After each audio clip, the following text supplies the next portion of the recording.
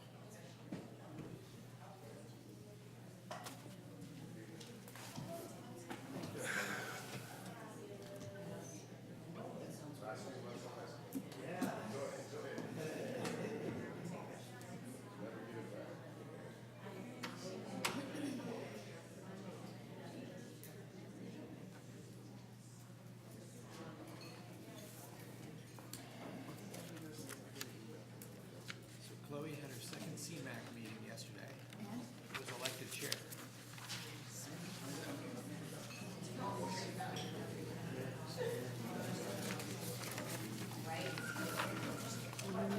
As soon as Kim gets here, we can...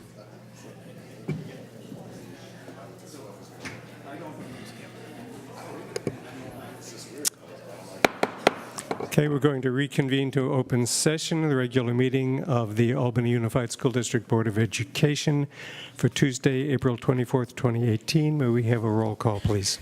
President Black. Here. Vice President Stapleton Gray. Here. Board Member Blanchard. Here. Board Member Clark. Here. Board Member Trutain. Here. Student Board Member Silwall. Here. For those who wish to participate, we'll have the Pledge of Allegiance. Ready, begin.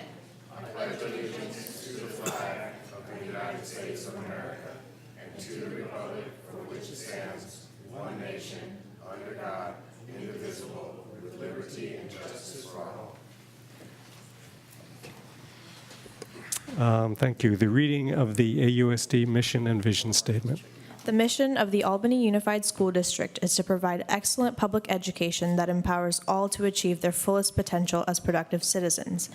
AUSD is committed to creating comprehensive learning opportunities in a safe, supportive, and collaborative environment, addressing the individual needs of each student. Thank you. The board took no action in closed session. Before we proceed, we need to approve the agenda. Does anyone have any changes they want to make to the agenda? Do we have a motion? I move we approve the agenda. We have a second? Second. All in favor, say aye. Aye. Aye. Thank you. We have a school spotlight tonight on Albany Children's Center. Thank you, President Black. Trustees, as student board member, I want to turn this over to our director of the Albany Children's Center, Anna Mansker, and she's going to share this tonight, spotlight on what is happening with Albany Children's Center and their No Place for Hate certification. Turn over to you, Ms. Mansker. Thank you. Hello, everybody. I am Anna Mansker. I am the director of Albany Children's Center.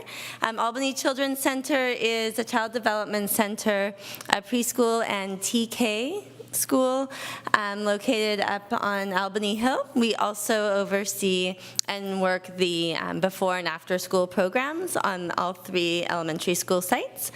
Today I'm going to take you sort of on our journey through to receive our No Place for Hate certification. We were very happy to receive this certification last month, and it was quite a process. It was a process that was inspirational. It brought us together as a school, and it was one that we were able to share with Albany Unified School District as a whole. So.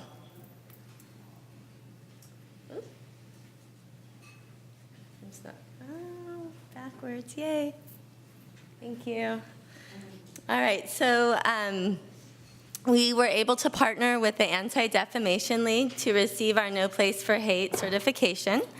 And as I said, we were able to partner with other schools within Albany Unified School District as well to provide that alignment across the grade levels in the hopes that the children who have participated in the process with us at the Children's Center this year, when they leave our program and enter into the elementary schools, can continue that same learning to broaden and enrich their perspective.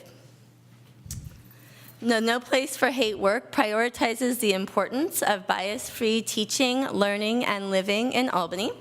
And it starts with our youngest learners who are with us at Albany Children's Center. No Place for Hate was a wonderful framework that helped us to really structure the work that we know to be very important, work that's deeply embedded within the social emotional learning that is an integral part of the early childhood learning that happens every day and every year at Albany Children's Center. No Place for Hate empowers children, staff, and family members to take a stand against hate by incorporating these new and existing programs under the one powerful message. It helps us send a clear, unified message that all people, children and adults, belong. All right, so it was also a very tangible and real way for us to involve our children and the staff and families in active learning lessons that were directly in support of Albany Unified School District's new social emotional learning and social justice competencies. All right, in order to receive a No Place for Hate certification, each school or any school needs to experience 3 main activities. Although we did several more activities, there were 3 main ones. The first was our Unity Day, which happened on October 25th. It is a national event. Everyone at the Children's Center came together wearing orange to celebrate diversity, acceptance, and inclusion. We wore orange to unite against hatred and bullying. Each classroom participated in special lessons around kindness. Each student and staff member signed our Unity Pledge, and we came together in a community unity sing on the playground. There's our pledge. All right, our second activity was a little bit different in that it wasn't a one-day event. It was an activity that involves continuous learning. We have a new curriculum or activity guide that's sort of sponsored by the Anti-Defamation League, and it helps us to structure bias-free learning activities throughout the school year in all of the preschool and TK classrooms.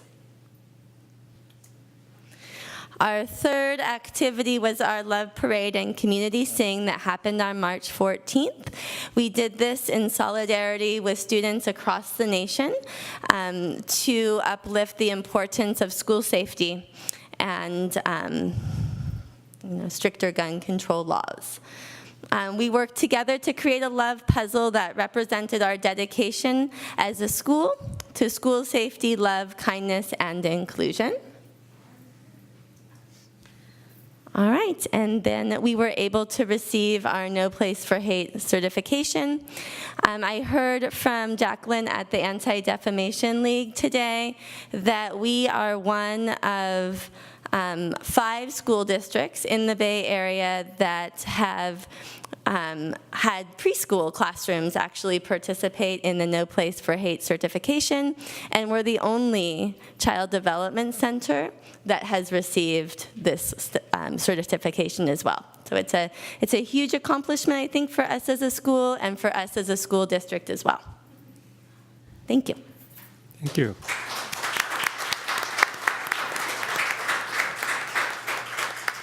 Do you have any comments or questions from the board?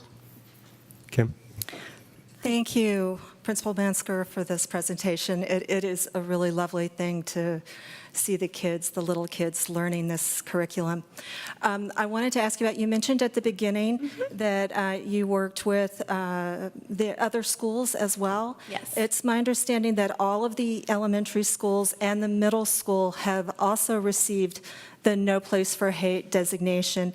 Did you coordinate on activities, or did every school do different sorts of activities to achieve their designation? That's a great question, and I think the answer is a really complex one. So absolutely, we did come together to coordinate and talk about the different activities that we were planning, and there were some levels of alignment, right? Some days and some activities that were the same across the schools, but each school is different and has its own community and its own culture and its own grade levels as well, right? And so each school had the ability to sort of make it unique and make it their own as well. Great, thank you. Thank you. Thanks. Anyone else? Yeah. Charlie? There we go. So just wanted to add my thanks. Also, this is just the sort of thing we want to see happening starting as young as possible. So thank you. Thank you. Anyone else?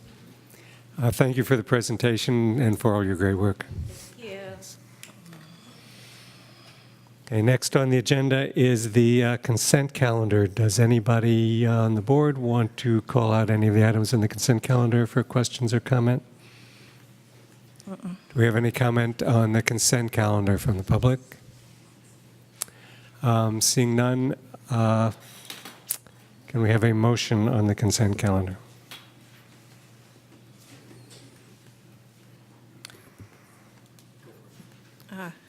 I move we pass the consent calendar, approve the consent calendar. A second. All in favor, say aye. Aye. Aye. Thank you.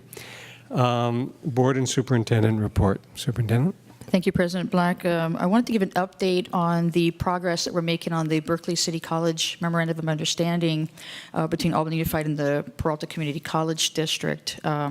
We encountered a few challenges along the way, but through the work that we've been able to do with both entities, I got information today that says we can go ahead with a revised MOU, a little bit more simplified version, so that we will be able to bring the Berkeley City College AUSD teacher preparation pipeline programs, like TPPP, so we can start working with recruiting students who are interested in, pursuing teaching as a career. So I've got to do some MOU work with Berkeley City College, but I'm hoping to bring this to the board again in one of our May board meetings.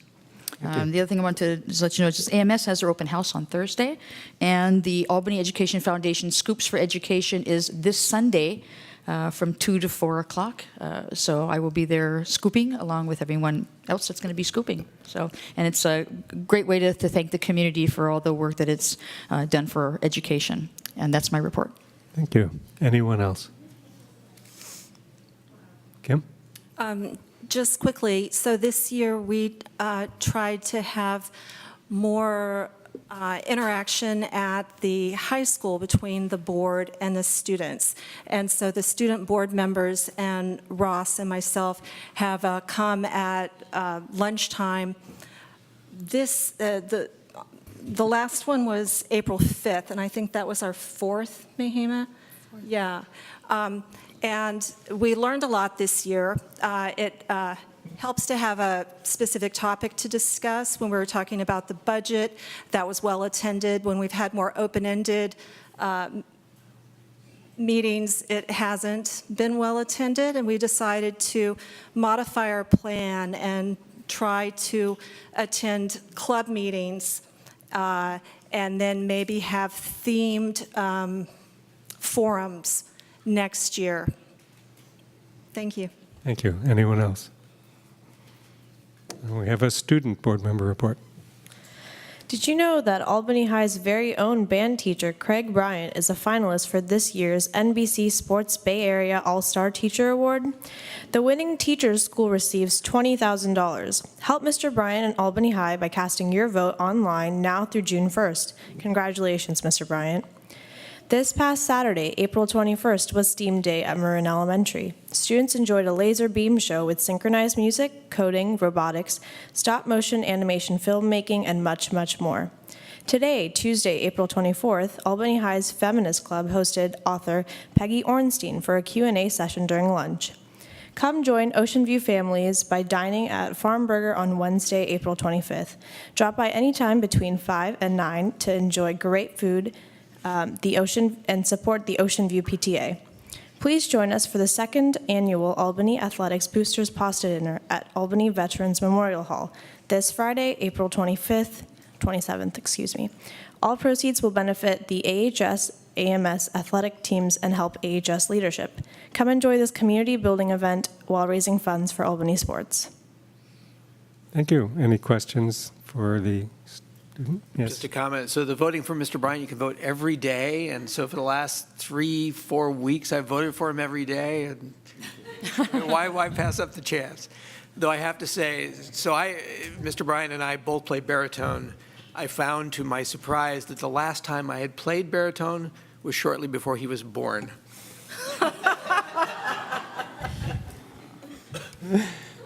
Well, I'm sure you haven't lost your chops. Anyone else? Okay, that brings us to persons to address the board on matters not on the agenda. For starters, is there anyone here who wants to address the board on a matter other than settlement of lawsuits? Okay, you're first.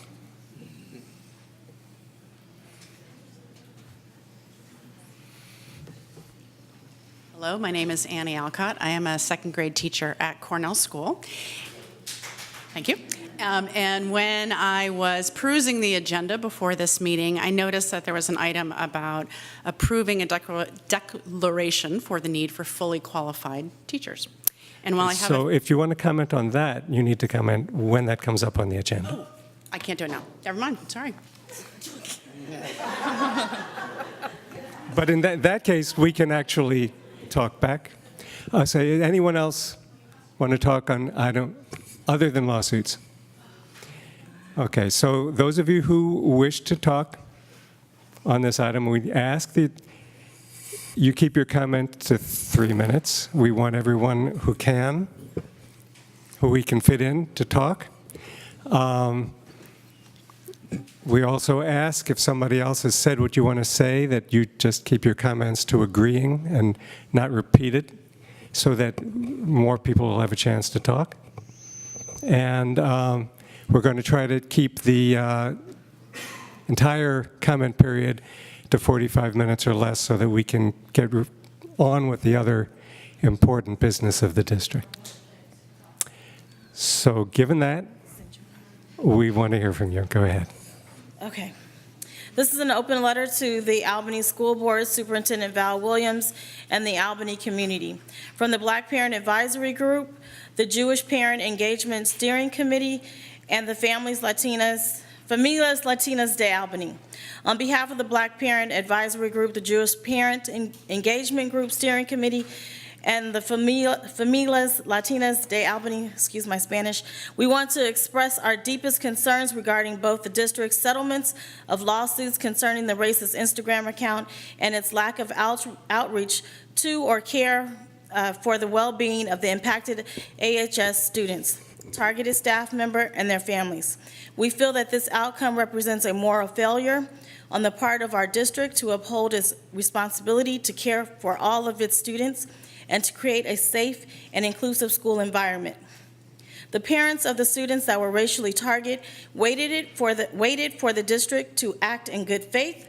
They trusted the district to provide outreach support and creative solutions to address their children's pain. We all trusted that. Even with the gag order preventing discussion of the confidential details of the legal actions, there would have been some acknowledgement of the pain that these students, the targeted member of the staff, and their families experienced. There were opportunities for specific actions to be taken to show these students and their targeted staff member that the district cared.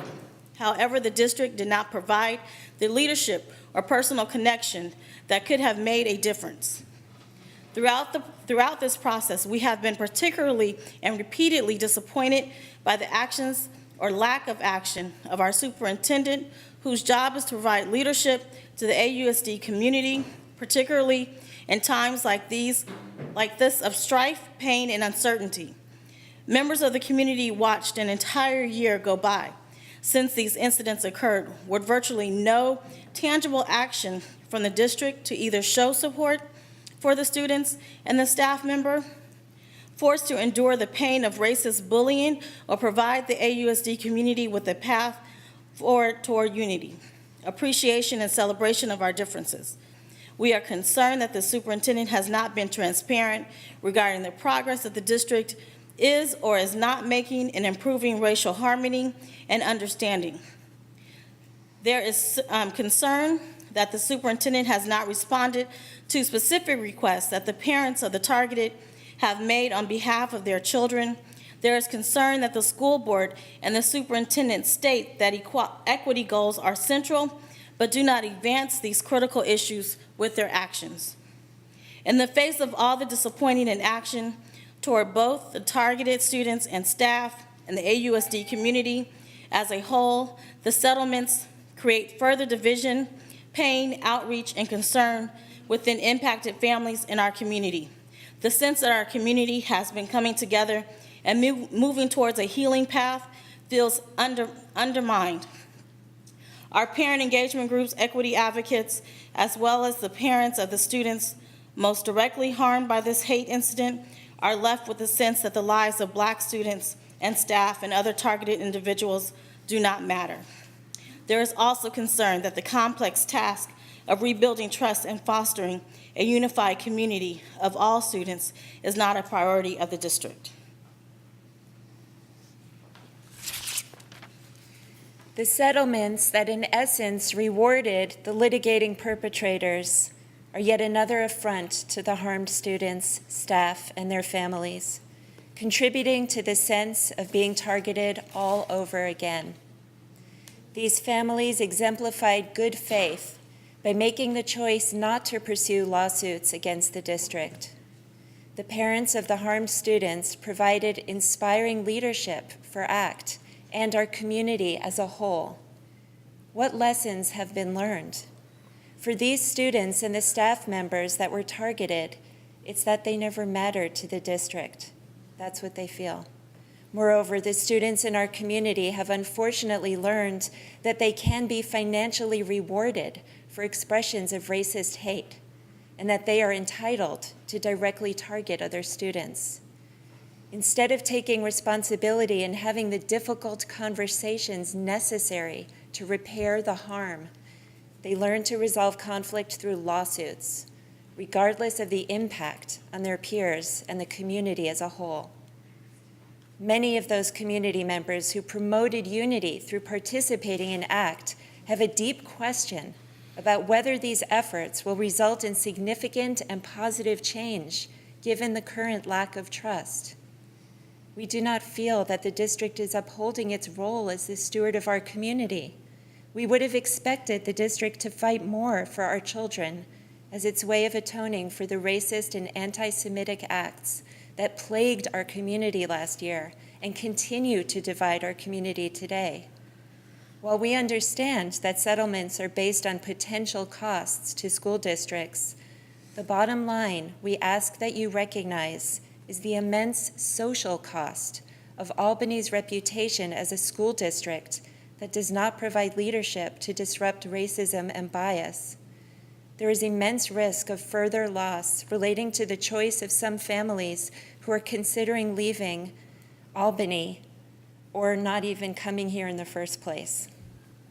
At a minimum, it was our hope that the harm of last year would turn into positive teachable moments, that students could feel respected for their uniqueness that they each bring to the school community, and that teachers would embrace this opportunity to reflect on their own biases, broaden their curriculum, and give dignity to diversity. We appreciate all the contributions of engaged teachers, administrators, counselors, student leaders, and parents who dedicated countless hours to advocate for and teach their students and other students about the value of equity and social justice in our community. We are demanding the following. 1, before the end of this school year,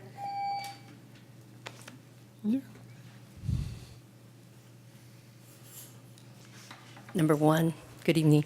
Before the end of the school year, we want the district to conduct a school climate survey to be administered to students in grades 4 through 12, faculty and school site administrators. This survey has already been developed in conjunction with the ACT recommendations.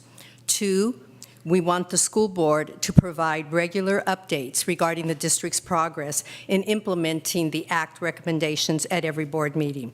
These updates will be an agenda item at each monthly board meetings.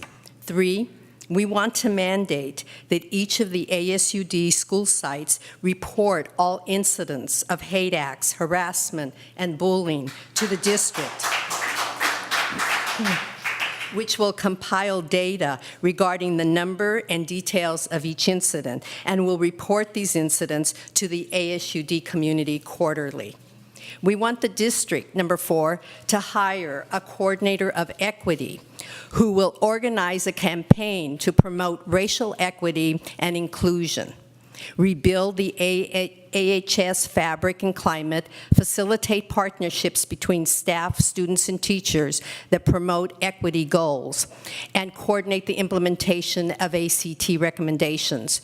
The person will help foster accountability and responsiveness on the part of the district in order to achieve our goals of equity and inclusiveness for all ASUD students. The coordinator will also ensure that there are compassionate, proactive, and thoughtful plans in place to support students and families who have been harmed by hate or feel marginalized in our community. These responsibilities will be the core components of the position rather than merely a smaller component of a broader position. Representatives from the 3 parent engagement groups will participate in the hiring process for selecting the coordinator. In addition, we request a minimum of a .2 AHS teacher on special assignment to focus on social emotional issues at AHS.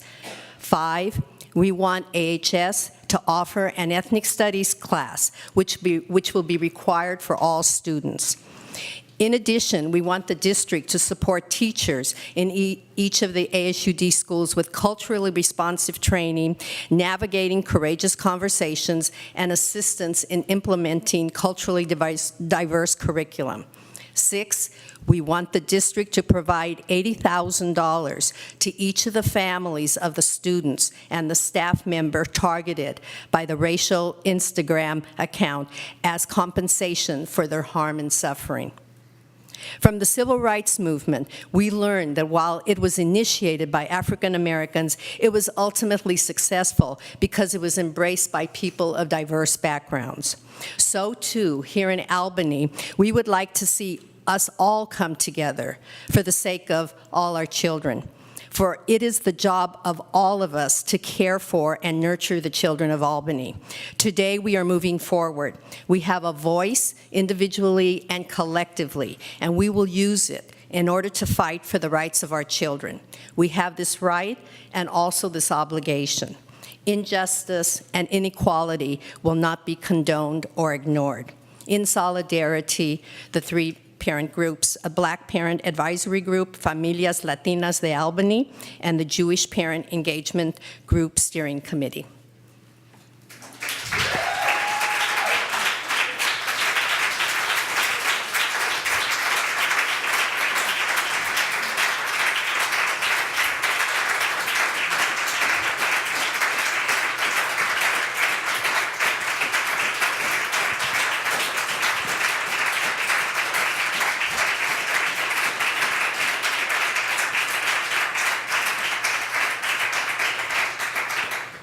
Thank you for that. Have you given that letter or sent it to the district so that we can have a record of it?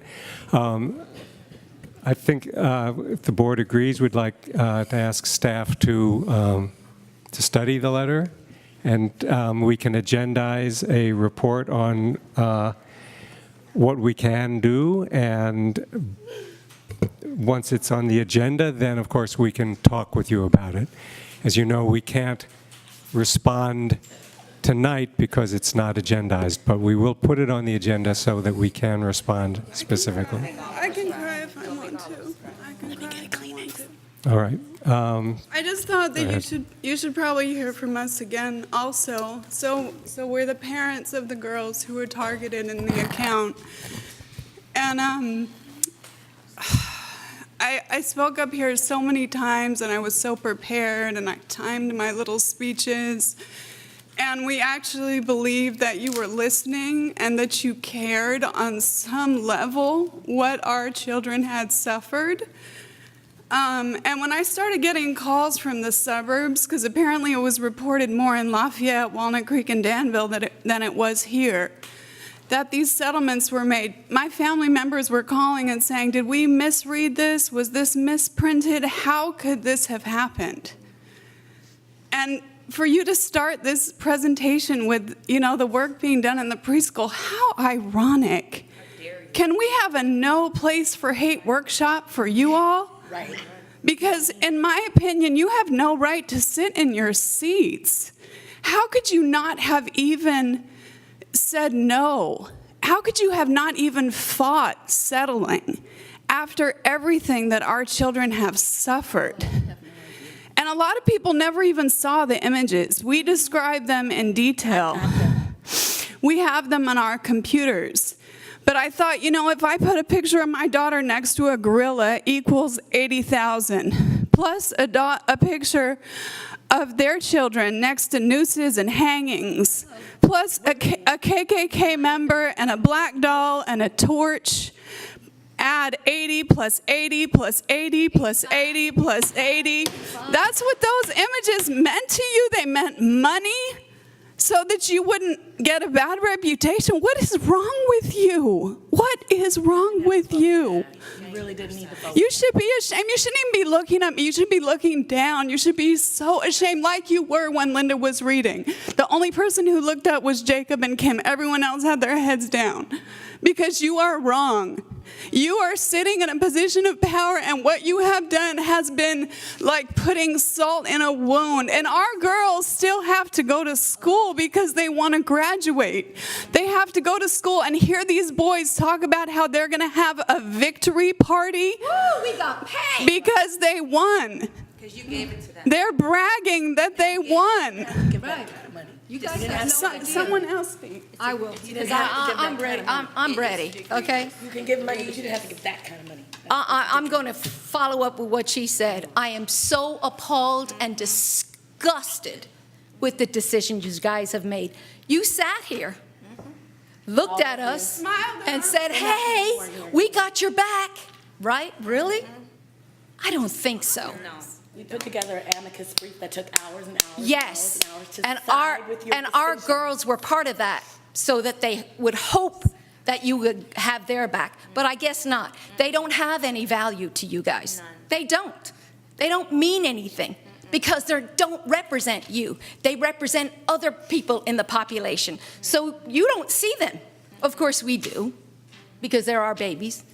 You have no idea how hard it is for us to get our babies to go to school. Hey, I ain't worried about that. That thing can beep all day long, ma'am.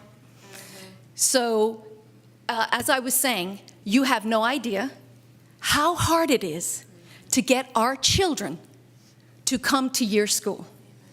They do not feel safe. When I'm reading what my daughter wrote for the Black Student Union, that they had this presentation, and the stuff that I'm reading in there that she has had to deal with because she finds it hard to talk about, I fell out crying because I was like, oh, my baby has to deal with this every day? What? Wait a second.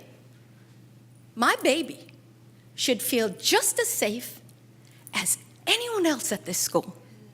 But that's not happening because you don't see her. You don't see my baby. Because you know what? She's not A++++ student, but she has, yeah, well, she's not white, yeah. Well, She's she half has, white. she got some of it in her, okay? She's Irish. She got that Irish in her. But what I'm saying is that you have to look at each one of these kids that come to your schools and say that, yes, regardless of what they come with, we're going to meet them there and we're going to bolster them to be productive citizens in this society. But that didn't happen. And I was so flabbergasted when I heard this. And I have a letter from my husband that I'm going to read too. That you all looked in his eye. He spent countless hours. With Val. Countless hours with you guys. Okay? And all you did was turn around and say, kiss my ass, and slapped him in the face.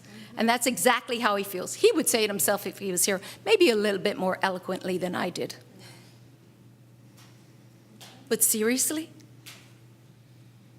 I can't believe that you felt, and I know this rhetoric you guys are going to give is like, well, if it went to court, it would have cost more money, and yes, we have a gag order, and all that rhetoric that we hear. Okay, we get it. But can anyone tell me, do you really see my baby or their babies? Do you really? Because like someone said, the only reason my child, and I hate sending her to school, and I'm a teacher. And I say to my students, you gotta be here on time because you gotta get all your academics in and every minute counts, right? My child is like, look, I'm going to school, Mom, okay? I may be on time or I may not be on time. And I say, you know what? I guess at this point, that's all I can ask for. You are actually making it to the building. Thank goodness for that. Because she knows that she needs to graduate. And she will graduate. It may be by the skin of her teeth, but my baby will graduate and she will go on and be somebody. And this will not be her legacy or theirs. Because they have value. And I am hoping that other students that come through here of color, if they decide to come here, they may not, that you will value them and see what they can bring to this community. Because we're great neighbors. I don't know if my neighbor is here. He's supposed to come, but he hasn't made it here yet. He still may make it. But we are loved on our street because we are loving, caring people. So are my children. But to you guys, that don't matter. And that's what's really hurtful. Maybe one day you will. I don't know. There's always hope. I never give up hope, no matter what. So I am hoping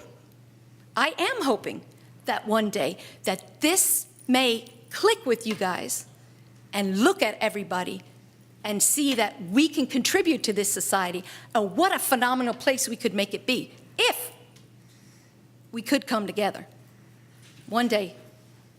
Now let me get to what my husband wanted to say. Excuse me. And you can buzz that thing if you want, but it's all good.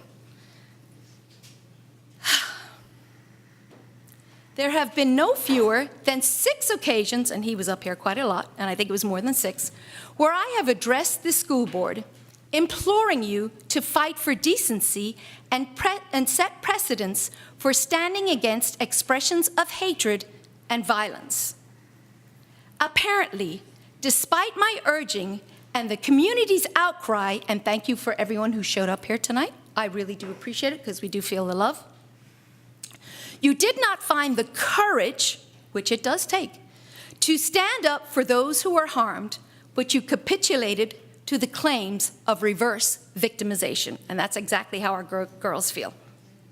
It really is. They're being victimized all over again. Because, woo, there's going to be a party at the end of the year because these guys are made money. And they got a college scholarship. It's remarkable that you went through the theatrics of listening and caring, even toughed out with withering criticism. Moreover, in agreeing to $325,000 in settlements, you have collectively failed this community. I have worked earnestly for real change that would prevent a reoccurrence of the Instagram incident. I envisioned that the AUSD response would be a progressive model for handling such matters. Was this settlement outcome what you envisioned for Albany's response? I do believe that there will be a consequence for this response and result. I also believe that this community has a different vision, which you will probably be a witness to. Excuse me. I believe that the school district, by action, should reject teaching our children the crude constitutional ethos and the 18th century etiquette which do not apply to interpersonal relationships in the diverse and multicultural 21st century. I believe that the school district, by action, should reject the notion that subjugating people is a social norm and an inalienable right. Oh my God, tongue twisters. I believe that the school district, by action, should enforce policies and procedures that support an educational environment which fulfills the ACT Task Force Charter. I believe that this community will choose a school board that can fulfill the endeavors, care for the whole student, and encourage our children to be decent citizens in an ever-shrinking and interconnected world. I submit this commentary on my April 2nd email that I sent to each of you for the record. You probably got it. It's probably in your trash bin, but it's all good because that's the way we feel, like you guys don't care. Excuse me. Go ahead, ma'am. Step up to the mic.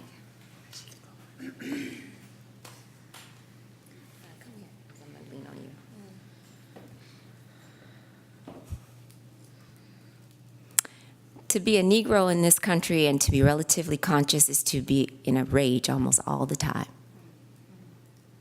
James Baldwin.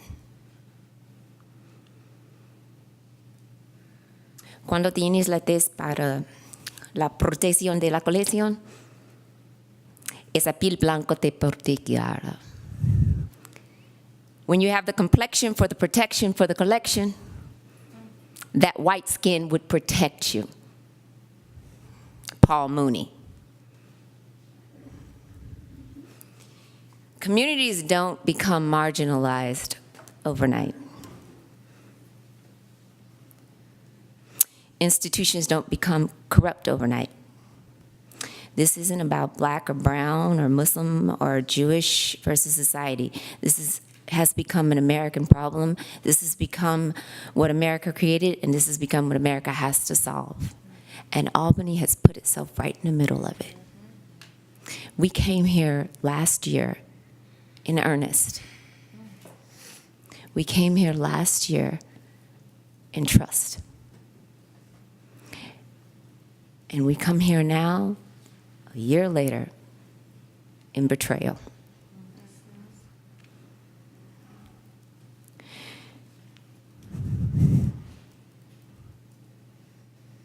When my daughter woke me up that night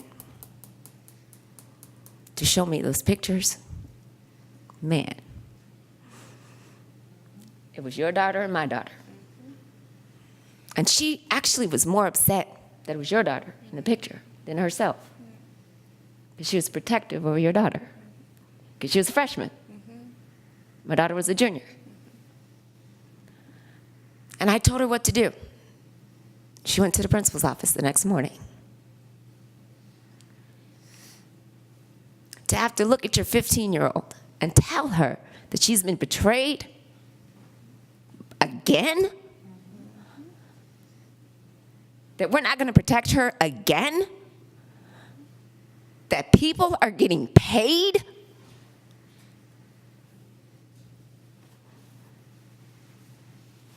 De veras. De veras. Really? Really? Really? Listen. I don't know about any of you, but my daughter looks at me like I can fix everything. I can fix everything. And up until now, I could. I don't want your smiles. We don't need your prayers. We don't need your good wishes. And we are tired of being told that you hear our voices. These children's lives matter. These children's lives need to count. I spent yesterday in Sacramento. It was Muslim Day at the Capitol. It was also Children's Cares, another lobbying group that I was there for. And we spent today lobbying for a bunch of bills. And the number one bill that I think each of you should probably look into is David Chu's new bill. It's 2291, and it's an anti-bullying bill. And every one of you need to take a good look at it. Because in that bill, it talks about bullying in the schools and how to teach the teachers, the administrators, and not just when bullying occurs, but how to prevent it, but also the accountability factor. Because it's not just the students, it's the teachers who are allowing it to happen. We talked about this last year, right? About how some of these students are feeling bullied. And the message that's being sent with all of this is that our students, our children, that not only that they don't matter, but their worth has been, their value has been diminished. We spend all our lives trying to uplift them and how to teach them that they matter in a different way. I mentor young girls. I mentor young women. I mentor young boys of color. And it's not easy. It's not an easy task when you're going through those awkward tween and teen years to teach them that and to steal that away from them by paying someone who has diminished it, not just in public during the school or in private, but in public online. I listened to stories yesterday from young girls who look like me, who wear hijab. Now, it was one thing for me to have a grown man snatch my hijab off, which happened. But for young 12 and 13, 5th, 6th graders and high school girls who had it happen to them.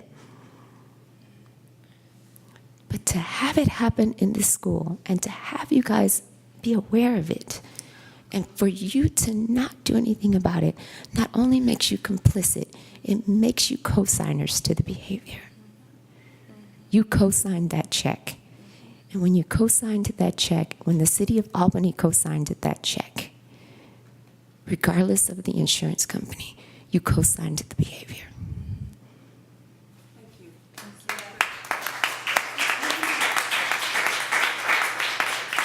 The last bit I want to let you know is this. There's a big chunk of your citizenry here in this city that feels that because of the color of their skin, the way that they pray, whom they love, and their gender, that they're not being treated the same, and that hurts. You don't debate racism, you condemn it. You don't debate anti-Semitism, you condemn it. You don't debate Islamophobia or xenophobia, you condemn it. And you don't debate misogyny, you condemn it. Being black and brown, Muslim or Jewish is very taxing. It exhausts your ability to be patient, to be understanding, to be the bigger person all the time. And to stand united, to always try and see the bigger picture, just to be slapped in the damn face. for somebody to get paid off of your pay.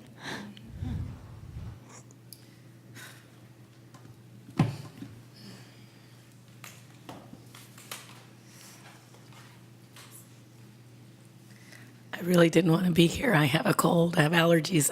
My voice. I didn't want to say anything to you guys.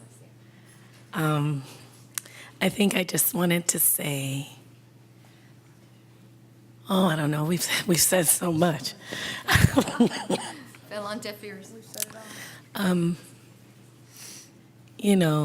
My daughter, our children will move on from this. I have to send my daughter to college away. So in a way, seeing that she's not worthy in a lot of people's minds and hearts and thoughts that came early, which she was actually at home and her family could help her along. Didn't want to have to do that, but we did it. We did it a little early. We knew it would happen. It's America. I feel like we really stood behind the board and the school district.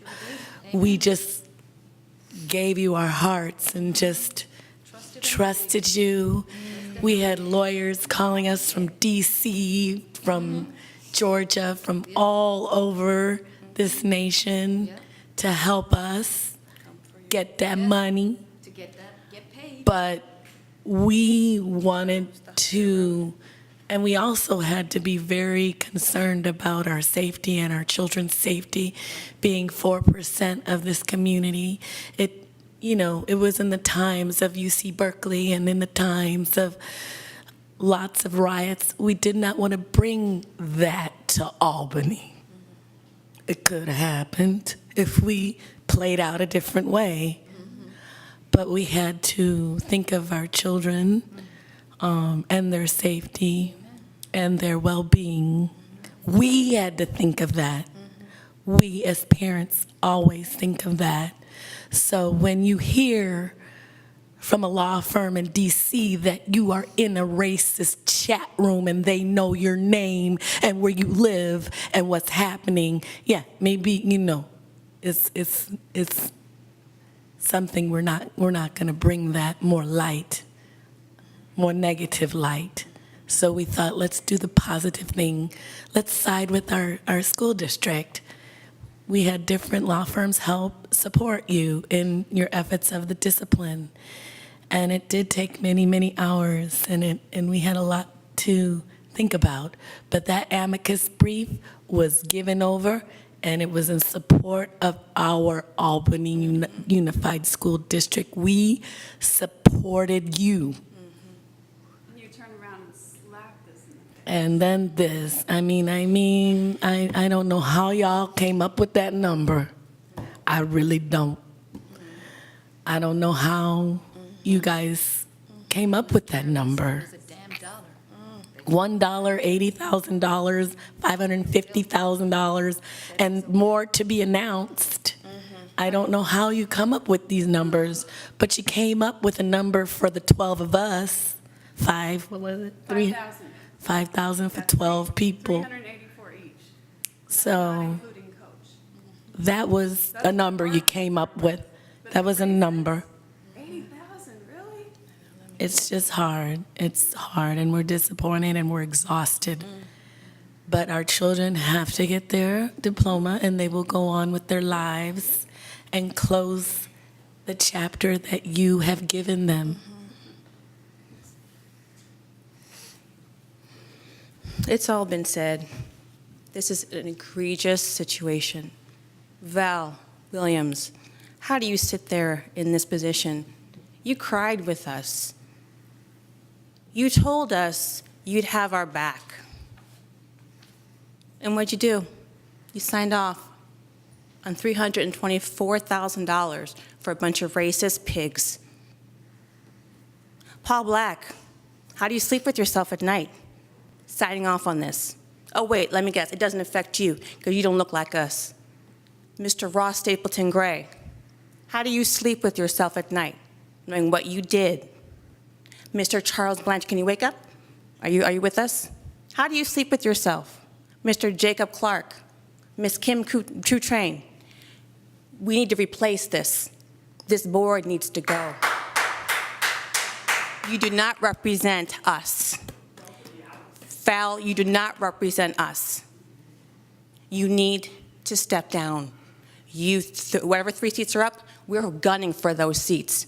So it looks like this, that represents the people that are here that are getting completely crapped upon. I'm sickened to look at you. I'm sickened to be here again. My child's tears, heartache, pain, psychological damage that was done to her here multiple times was rewarded by giving those racist pigs $324,000 for their pain and suffering. Right, and our girls have... How does that work? How does that work? I'm flabbergasted. How does that work? Because you're spineless. You're a spineless board that does not protect your community unless they look like you. So I'm done. I'm done with all of you. I'm gunning for the real deal to be taking these seats up here to make real change in this community. It's not going to happen with you, Val. Didn't happen, hasn't happened yet. A year later, nothing's happened. Not going to happen with y'all. So we're done, we're out, and no thanks to you.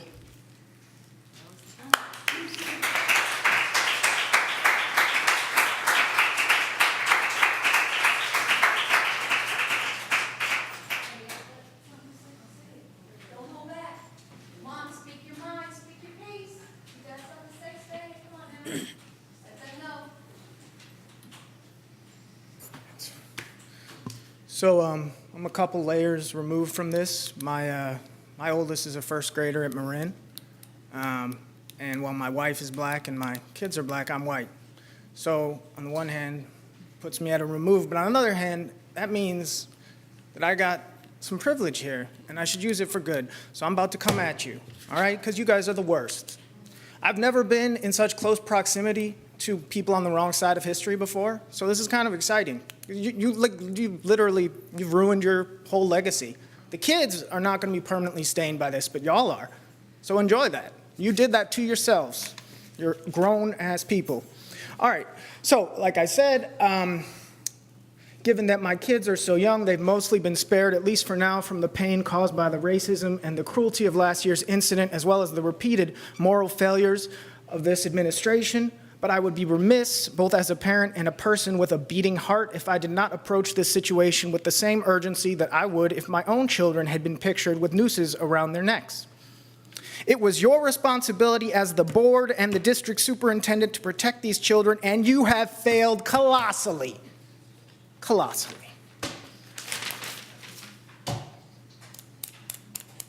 So we talked a little bit about the costs. Obviously, you guys went over it with the lawyers. I'm an attorney, by the way. Don't act like one, but I'm an attorney, animal rights attorney, that's why. So I'm sure, you poured over the numbers and you arrived at your 80 grand, but there were some costs that were described previously. But I think one of them is the moral cost that I don't think you accounted for.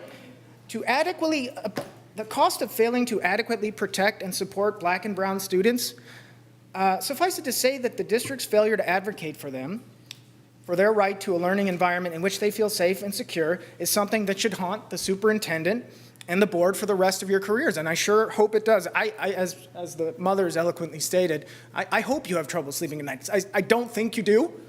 I really don't. Maybe Kim, because she's the only one kind of with a hint of humanity, but the rest of you, I mean, I'm so ashamed to be part of the same community, and I'm so ashamed of my,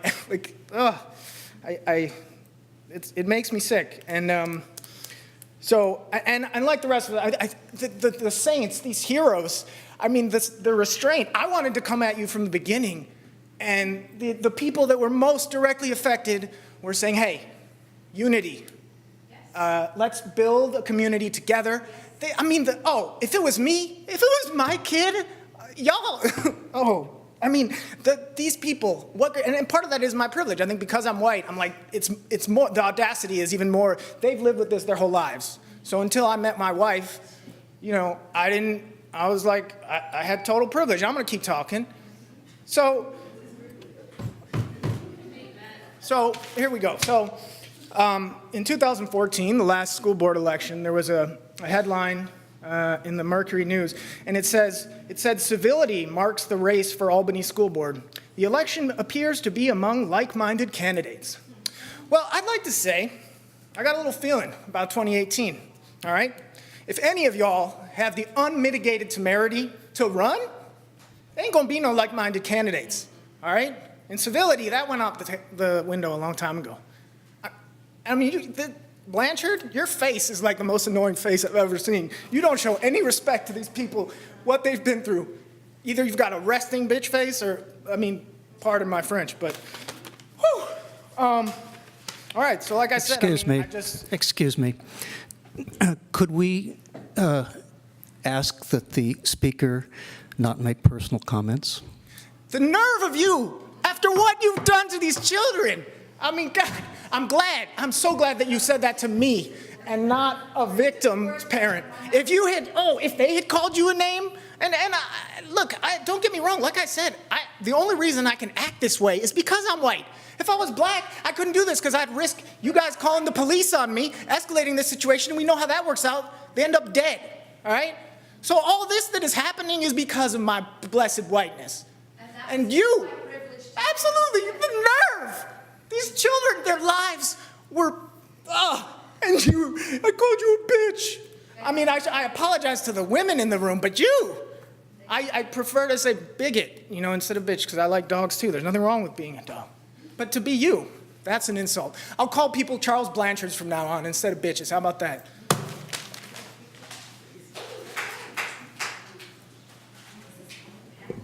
Okay, thanks. We're done now.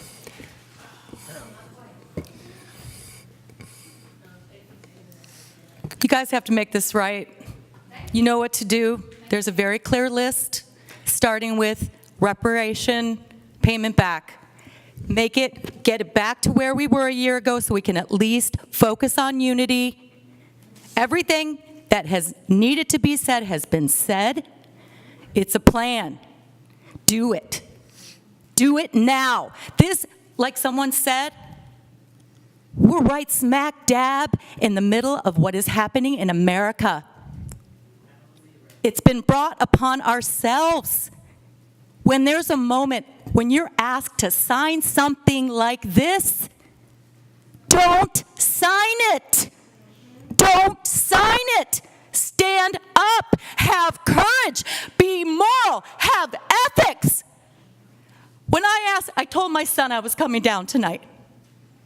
And I said, you heard what happened? I don't want him to hurt. I don't want him to hurt. I don't bring him here because I know I want him to have faith to live here. I'm older. He's got his whole life to live. And when he heard that the other side is getting paid, I wasn't going to make him come. I thought, it'd be good for him. No, it's not. It's disturbing. It's traumatizing. This is so wrong. This is so wrong. Te veras. Really? No way. Stand up. You have a moment to do it. Get mad about this. You can do it. I think you're afraid. I understand. These are weird times. They're scaring everybody who are trained and educated. We are educated people. We have enough history. We know. We know. Do the right thing. Start now.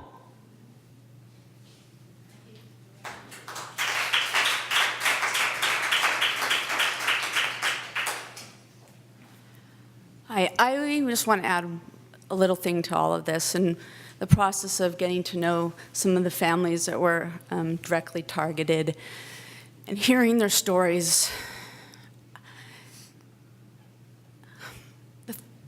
I understand that there's all kinds of legal things that happen and gag, and quite frankly, it feels to me like there was more concern about, mitigating your legal risk than prioritizing the students. But we don't know all the things that happened. We don't know what each of you were told. We don't know what exact legal advice each of you got. But what I find so absolutely dismaying is the lack of each of you who are neighbors to these families. We are all neighbors. We live in a town that's a square mile. That each of you did not personally reach out on a regular basis to the children that were targeted and their families, saying, how are you doing? What can we do to help? What can I, as a neighbor, do to help? That I find shocking. That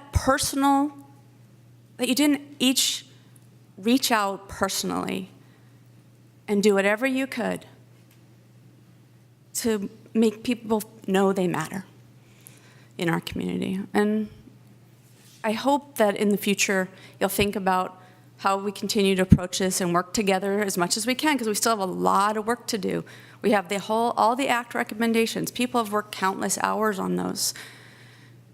I hope we can work together, and I hope that you'll think about everybody who's worked on it and all the people who were directly affected and directly harmed. We are neighbors, and we need to treat each other like neighbors. Thank you.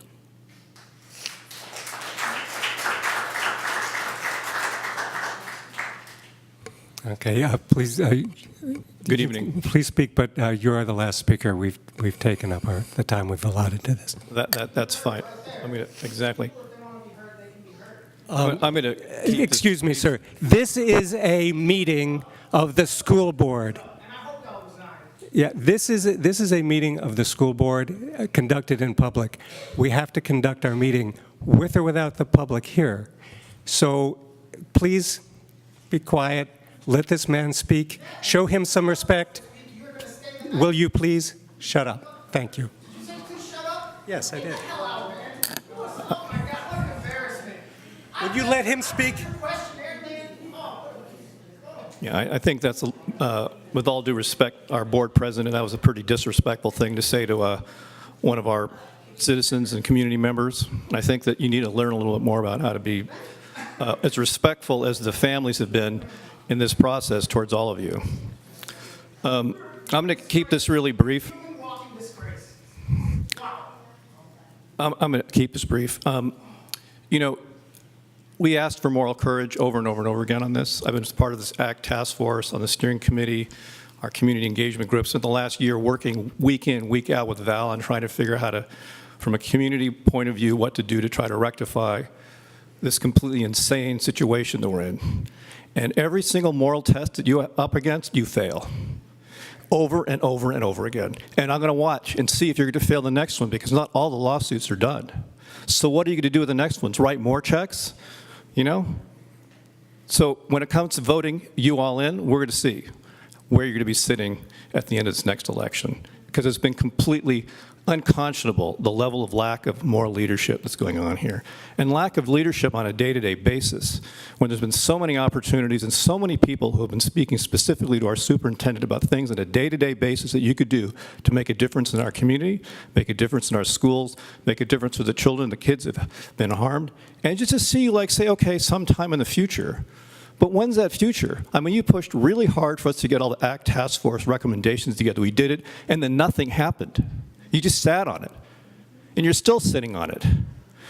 I think that these 8 steps have been just given, the 6, whatever the number was, recommendations, you sure better do it. Because the message that you've given the rest of the nation is, come here because racism pays. It's a job and you can get paid. Come here and we can abuse the people who live here, and it's okay, and we can make money on it. And it's really insane that that's the status of what's going on here. So clean it up. Now. Thank you. Let's adjourn. I'll Sorry. keep it really Let's short. adjourn to closed I'm session. Jen Gritman, and I'm a second. She's a second grade teacher. I'm a fourth grade teacher at Cornell, and I wanted to give you guys your voice tonight and not get up, but I just can't not. There are educators in Albany that are doing this work, that are committed to inclusiveness for your kids. And we care about it way more than we care about fucking test prep. We really do. And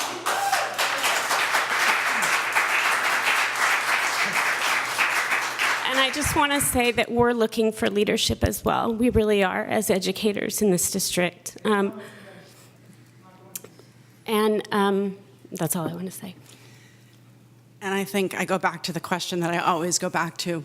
What are we teaching our students? And I am appalled. And I work every day, and every teacher that I know in this district works every day to answer that question with integrity, with justice, with thoughtfulness and care. And I really, really hope that we have some leadership on this, because we're all working really hard, and now it's your turn.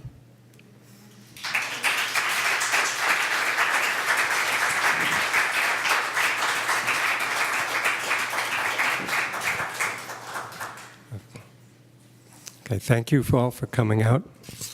We're going to have to move on and conduct the business of the district. I do hope that some of you will run so that people can have the chance to vote for you. There are 3 seats that will be up for election in November. I sincerely hope that some of you come out and run for those seats. Thank you.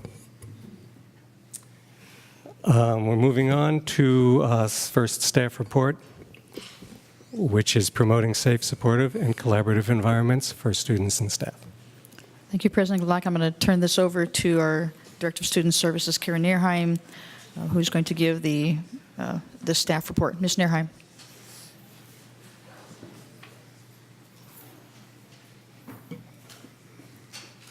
Good evening. I'll be brief.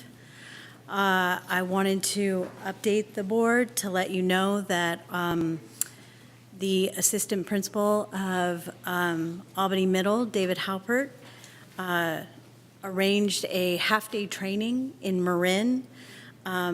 We had 6 staff members attend a training for active shooter. We then had a 1-hour training for all of the district leadership team put on by Keenan Associates, and we are moving forward to try and decide how to train staff at the school site levels to provide protection for our students. That's my report. That's it. Any questions? Yep. Yeah, when I saw this item, I thought about our new construction program and the fact that Albany Middle School Annex and the high school addition are under design.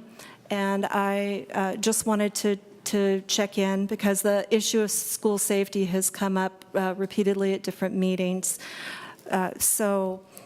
I guess this is more of a question maybe for Val than for you, Carrie, but I wanted to ask about the door locks on the new construction and if those were going to be lockable from the inside, which is a system that is now known as Columbine locks, so that teachers do not have to go out into the hallway to lock their door if an incident occurs.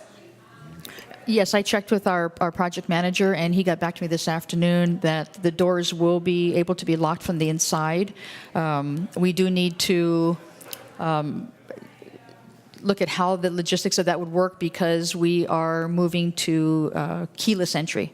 So yes, I did verify that the doors would be able to lock from the inside. Thank you. I think that's an important safety feature that we need to, and we need to look at that and others at the new school construction sites as the construction goes forward. Thank you. Thanks. Okay, thank you very much. We have a report on the local control accountability plan.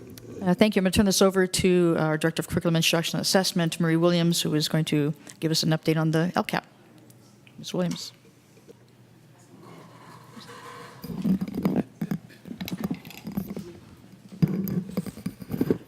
Good evening, Superintendent Williams, Board President Black, board members, and community. I just have a brief presentation this evening on the LCAP. Wanted to highlight 3 areas for you. I wanted first to talk about the stakeholder input process that has been ongoing since March about. Wanted to let you know that we have been going out to staff meetings. Input has been gathered at site council meetings. I had the privilege of attending a PTA meeting I didn't have the privilege, actually.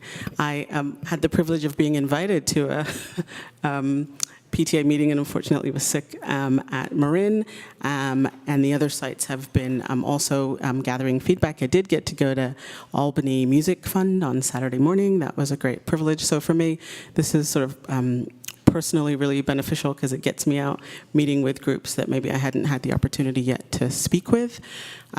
We do have some groups to continue to gather feedback from, and we have used a similar format that we have used in previous years, which is to provide some data slides as stimulus for a conversation, and we're asking essentially 4 questions.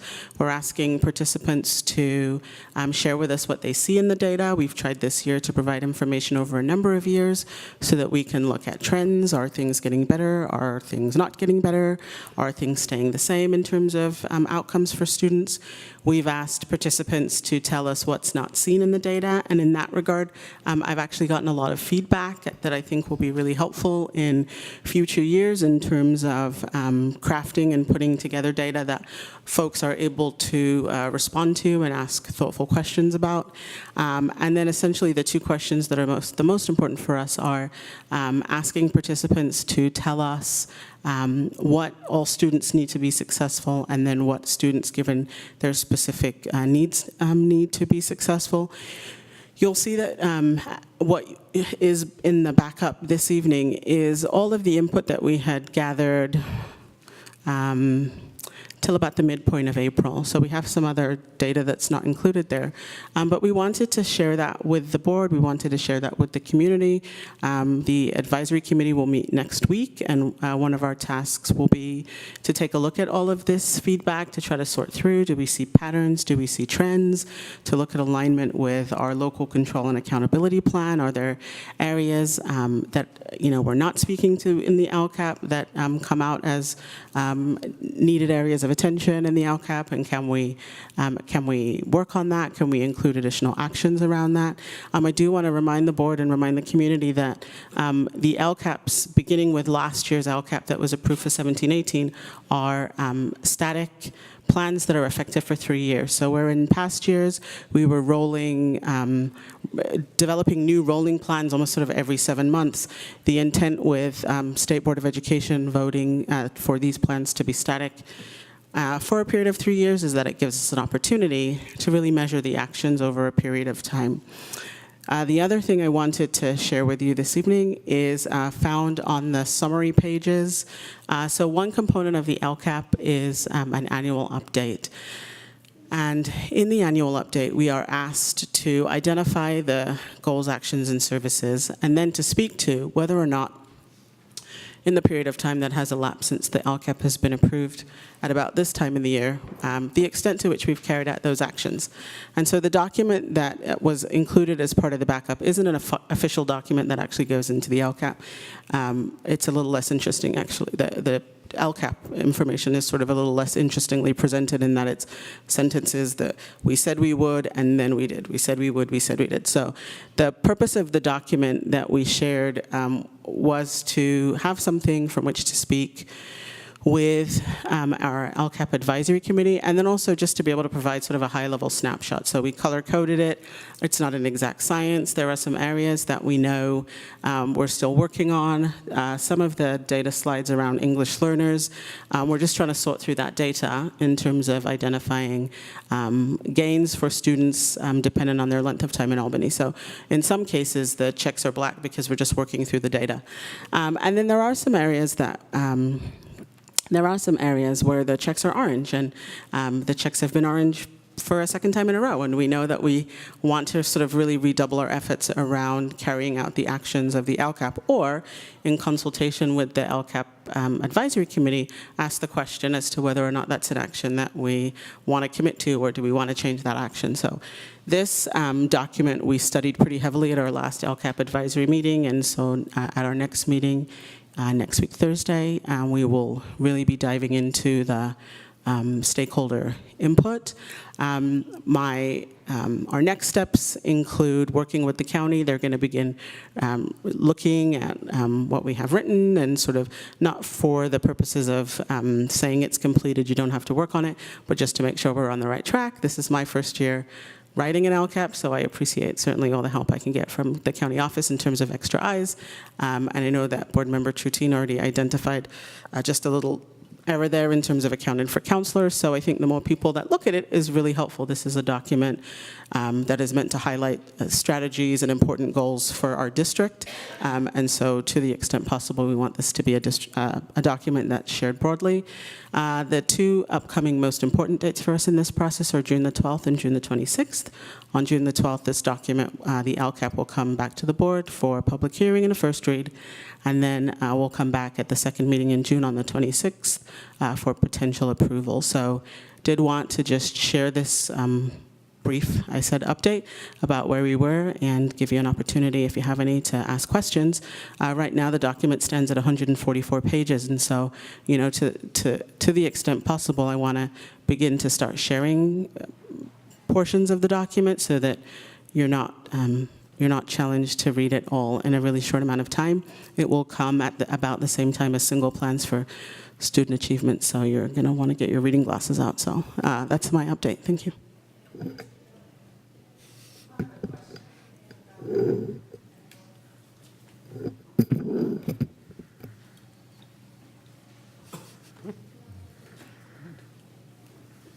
Good evening. I just have a question about the stakeholder input that you have up on the slides. And does that take into account duplicate responses, or if you get a response that many people give, do you put all of those down? That represents all of the input. So what I did was I took all of the sheets and asked that it be transcribed exactly. And so I didn't summarize, and this actually was a question that came up at the advisory committee meeting. It's not been summarized, it hasn't been synthesized, I haven't gone through it and corrected the spelling. I mean, I might have once, but it essentially is all of the input that was gathered until about the midpoint of April. Mm-hmm. So there's data that's not yet been included, but it hasn't been treated in any way for the purposes of sharing it here. I can testify, having read all the way through it, that there are many duplicates. Okay, and then the other thing is, how long will you have the window open for input? Yeah, so the window for online input is open till April the 30th, but certainly we could keep it open for a couple more days. I want to have all of the input in and included on the document for our meeting in May, and so I don't want folks to not be able, say, oh, I have more time to put my input, and then put it after the committee has had an opportunity to meet and go through that data. So I would respectfully ask that that data would be inputted by April the 30th, which is next week, Monday. Okay, thank you. Thank you.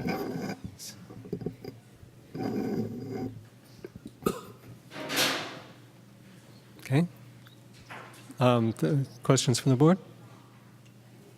Desiree?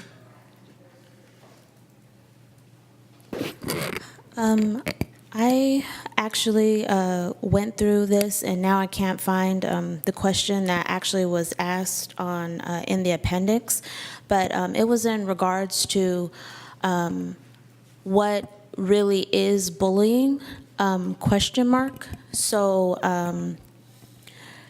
again, I can't find it in here, but if you do find it, I mean, I could barely, make these meetings now, let alone go to an LCAP one. So I just think that if you're going to be discussing that, I think it's fine because it's, input, but I think maybe it could have just been in the manner that I read it, but I think that obviously bullies, are an issue, and they are an issue, obviously, in Albany. I have a fifth, going into middle school. Well, not here, but I have my son. He's a second grader, and I really do worry for him by the time being an African-American male going to the middle school, because I think that with questions like this on that LCAP, there's a lot of things that are at the schools that aren't necessarily being addressed because they don't get really brought into the light for whatever reason that is. So not only as a parent, I feel that, I'm pretty, proactive. I try to be as nice as possible, whether or not, people like me or not. But, as those other parents that were in here, when you come from my child, I'm gonna be the total opposite, of them. And I've had a bullying issue before at the elementary school. It was dealt with, but again, when somebody asks the question, well, what really is bullying? Is it important? It is important. So if any of that LCAP funding is going to go towards that, besides training, again, I've been a firm advocate this whole time of providing resources, extra resources for parents to actually take home, because I'm not sitting in that seat like my child is for the 6.5 hours a day. So if I don't get any extra pamphlets or, a blurb about what's actually going on besides the teacher's summary, then I'm not really going to know and be as engaged that, I would like to, come here, ask these questions, or just even talk with the teacher and then it go up the chain. So, I think that was the issue. If you find it, maybe it could be, addressed or just, strike through. I know maybe that's not as positive. Sorry.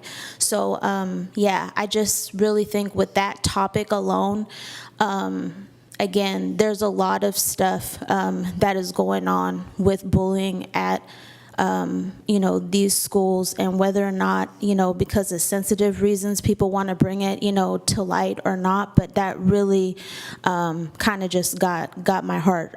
So it is important, and it does need to be dealt with, and I believe it's in the board policy that is the issue you have to deal with. So when that question, how it was proposed, was on there on this LCAP, it's something that really needs to be rectified, redefined, also with these administrators too.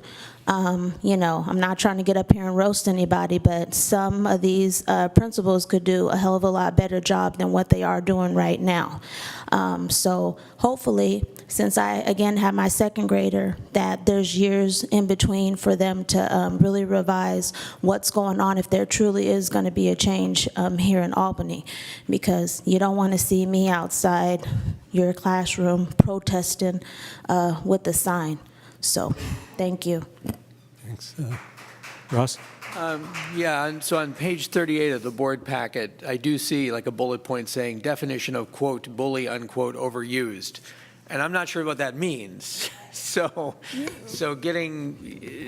unpacking that and having some explanation of what we're talking about there would be a great thing. Yeah, I think these are comments that were made by adults in response to data that they saw. And some of the data they saw was from the California Healthy Kids Survey, which asks kids questions about bullying. So I think they were just questioning what exactly did the question ask, what did it mean? But your point is well taken, that we need to be clear on what bullying is and we need to address it. Thank you. Hi. For the last, not this year, but the previous 2, or maybe, I think it was 2 years, I was a member of one of the site councils at Cornell. And one of the things I want to say about, just to underline, because the part that I was particularly interested was on school climate. And it was interesting to be in those meetings because we're the ones that are filling out for each school site, the LCAP, and what I heard from in that is a lot of, can we do that? Can we put these statements in? We have to have this in line with the school, the LCAP, the missions and the higher up in the missions, and it has to be in concordance with it. How do we fit this in? Those were a lot of the questions that were actually being asked when people had ideas of what to do at Cornell. And it became really clear to me that people were looking for leadership, and were looking for how, even with the, because you can at local levels figure out how your site could best do these things.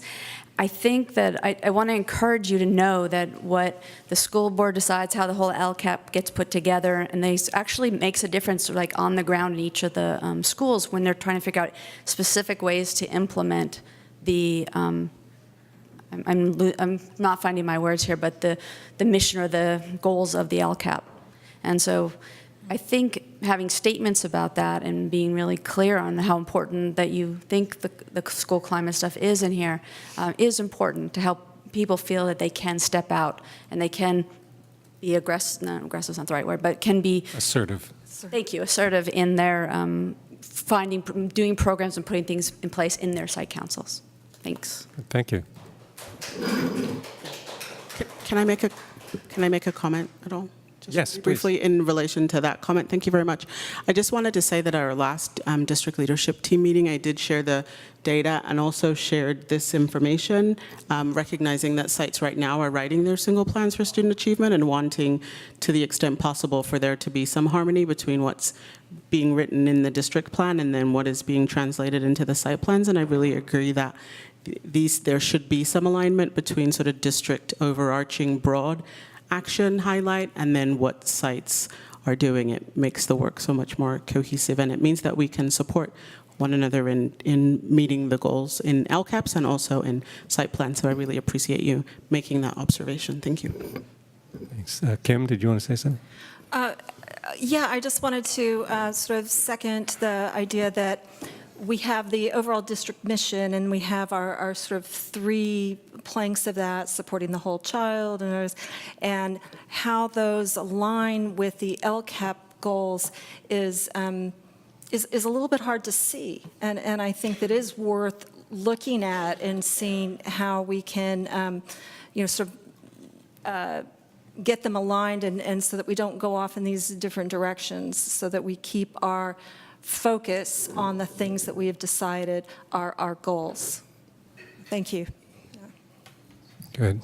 And I think that there's another point hidden in there, which is we have our mission and vision and strategic plan, but if we're getting feedback that doesn't fit into that, then we need to go back and adjust our mission and vision and strategic plan. Not squeeze the comments to make them fit.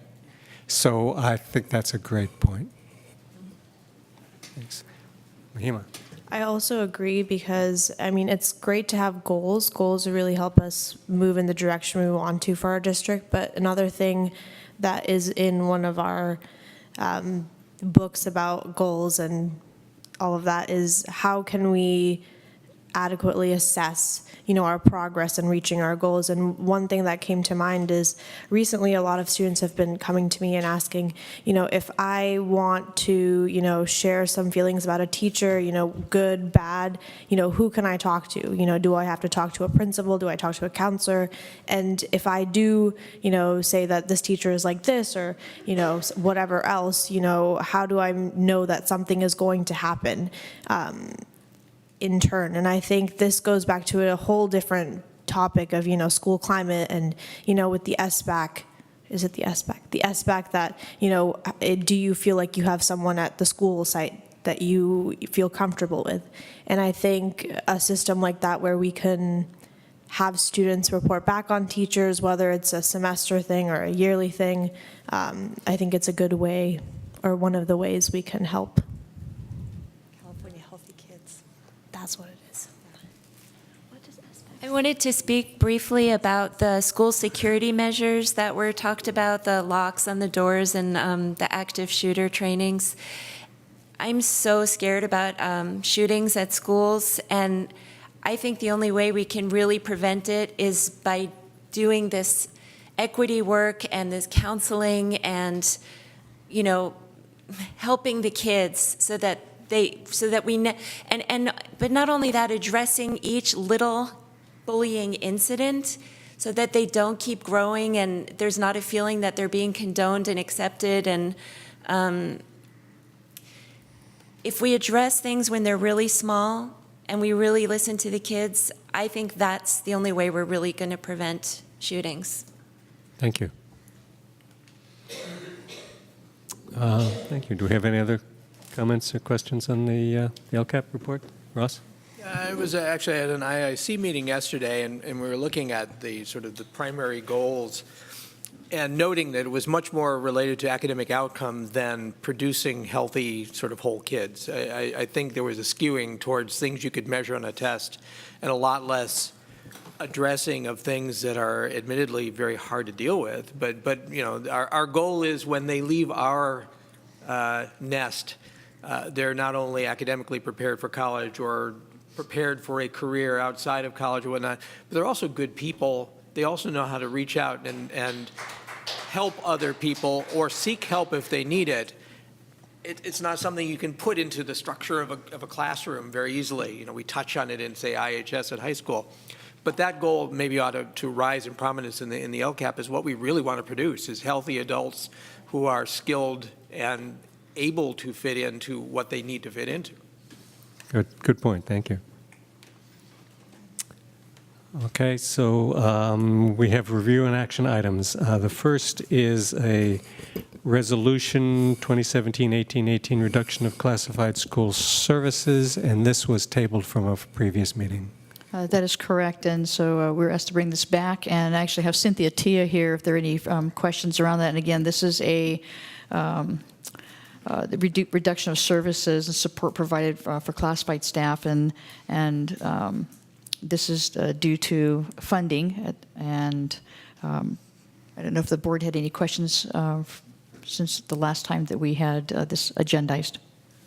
Ross? Just to flesh it out better for the audience. Specifically, funding that is intermittent. Every year we get funding, we allocate this funding towards positions. We cannot guarantee it will arrive for next year, and so therefore every year we go through this cycle. That is correct. Okay. Any other comments, questions, audience? Do we have a motion? Oh, we have. Oh, please, come on. What are you guys talking about which positions are going to be laid off, or how did, I'm sorry, I didn't. It's the next page, or somewhere there. There it is. Okay, so these are positions largely that are funded by contributions that we can't include in the budget until we've actually received them. So the positions have to be given notice at the end of the year, and with any luck at all, they'll be hired back at the beginning of the next year. But by law, we need to give them their separation notice because we don't have the money in hand to pay for them. Yeah, it's very stressful, yes. Right, so if we had someone here from school care, I'm sure they'd speak to the issue of how this works. Yeah. Okay, any other? Okay.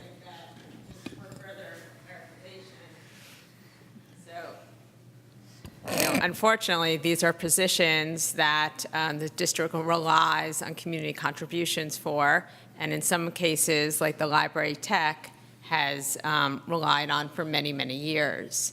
So, you know, it is unfortunate because not only are the people who are in those positions in a kind of precarious situation for their future, but as fundraisers, we know that they're very dependent on our ability and the community's ability to raise the funding. So it would be nice if we didn't see these same positions every year. But I do thank the support the community gives to ensure that as much as possible that we do fund these positions again come fall. Yes, California, if it were a nation, by some accounts, would be the 6th largest economy in the world. And yet, by various measures, we're anywhere from 45th to 48th in school funding in the states. So we grossly underfund schools in the state, which is painful for us all. Charlie? There we go. So again, just for the record, I think it's worth stating that this is a 15-year-old history in that prior to about 15 years ago, these positions, almost all these positions, were in fact part of the district budget. And earlier rounds of budget shortfalls led to some hard decisions that had to be made about which positions were going to be dropped. And the community has stepped forward time and time again because the district didn't have the funding to pay for all the positions it used to pay for. The community has stepped forward and said, we will pay for these through donations. It is far from an ideal way of funding a school program, but it's much appreciated. Yes, it is. Thank you. Okay, so do we have a motion?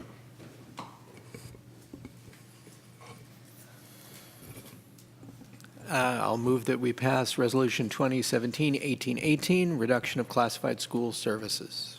Thank you. Second. All in favor, say aye. Aye. Aye. Thank you. Declaration of need for fully qualified educators. Thank you, President Black. And the purpose of this item is for the board to approve the declaration of need for fully qualified educators for the 2018-19 school year. And this is a approval for the declaration that we bring annually, California Commission on Teacher Credentialing, that does require us that if we anticipate a need to hire emergency credentialed teachers, that we have a declaration of need that we have to bring to the board. We try to keep this as minimal as possible, but usually in areas of needing for the CLAD and BCLAD, and I know it's an acronym, but it's a cross-cultural language academic development, and of course one for bilingual. And again, Cynthia Tea is here if the board has any questions. It's just for clarification. We're not saying we absolutely will need these. This is in case we do. Is that right? That is correct. Any other questions, comments?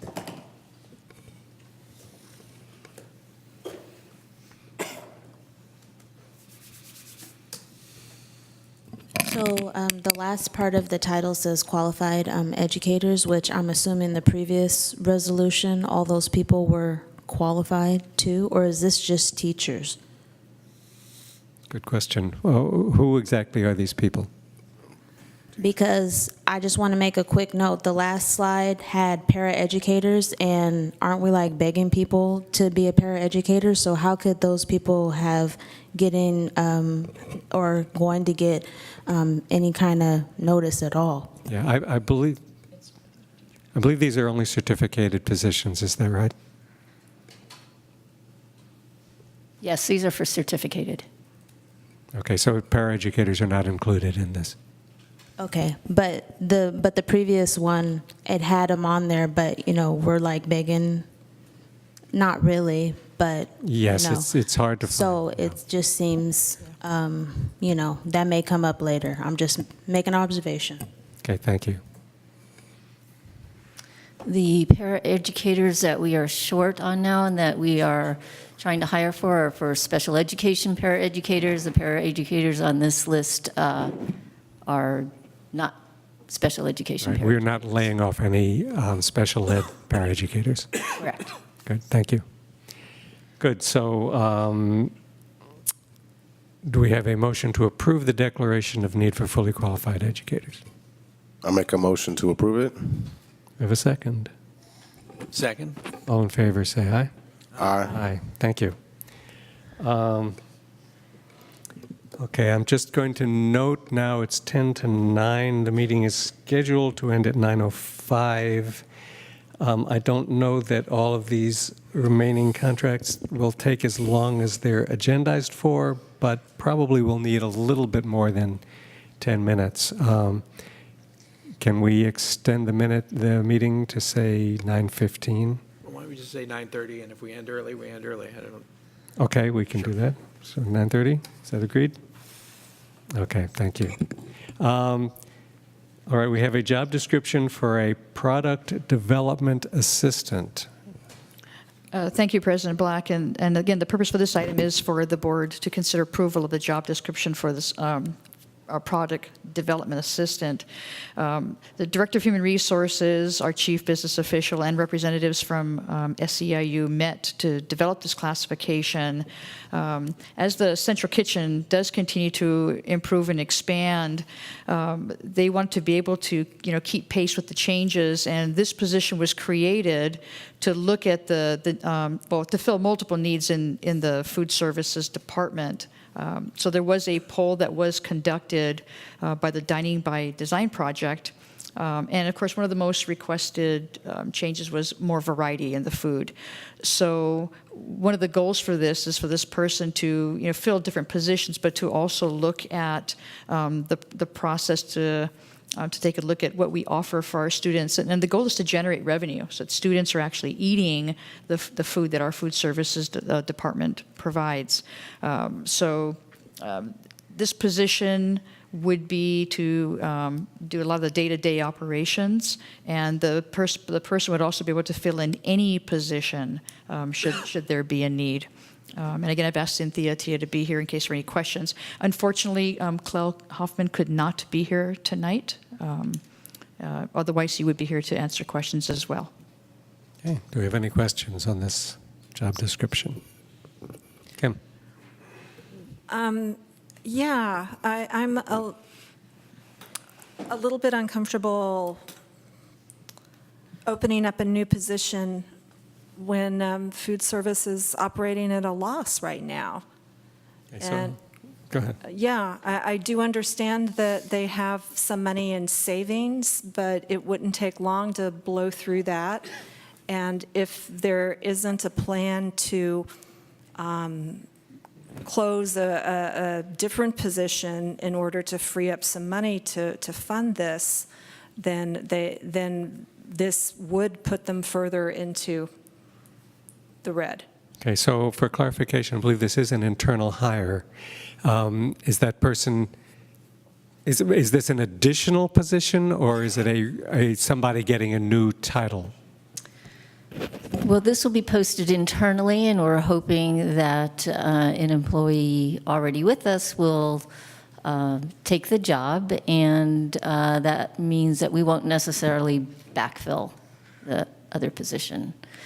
In addition, this shows, 59,000 to 68.5, but if an internal person takes the position, then that amount would be lessened. Okay. To what was the question? Well, depends on who takes the position. You mean they wouldn't get a raise?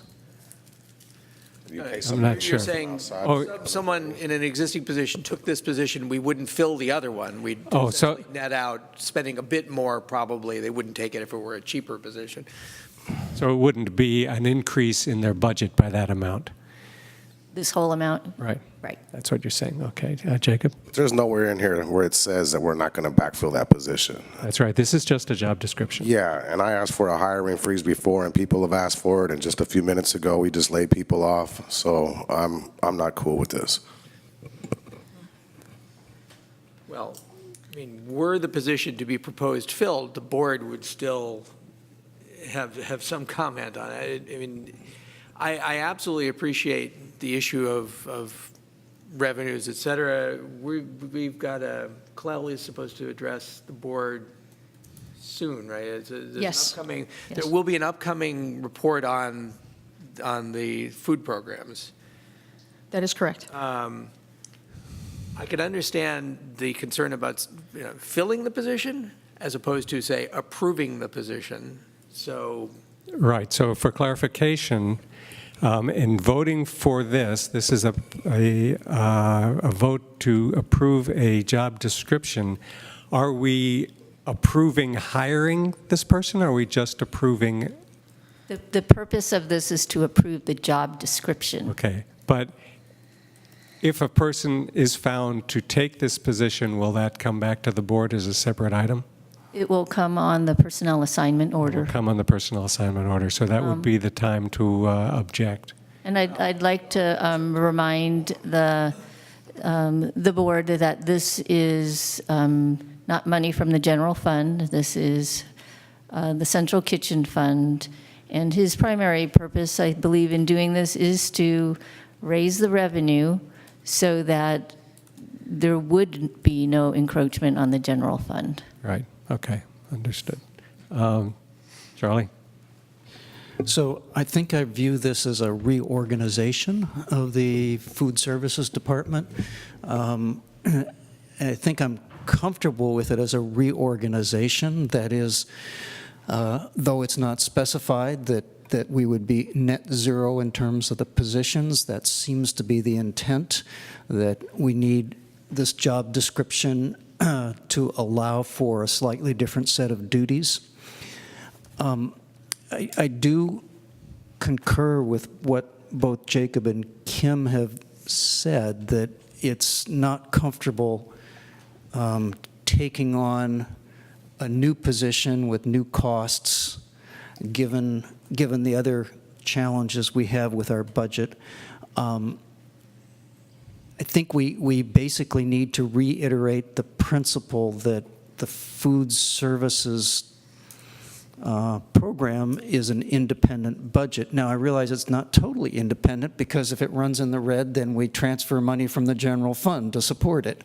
Okay. But we do need to have a plan, I think, in place to see what we're doing so that it doesn't run in the red. Okay, so I think that we could approve this position description and at the same time give direction to staff that we don't want it to be an additional position. Oh. That would feel more comfortable to me, to okay this job description with the caveat that this would not be an additional position. Yeah. Okay. Desiree?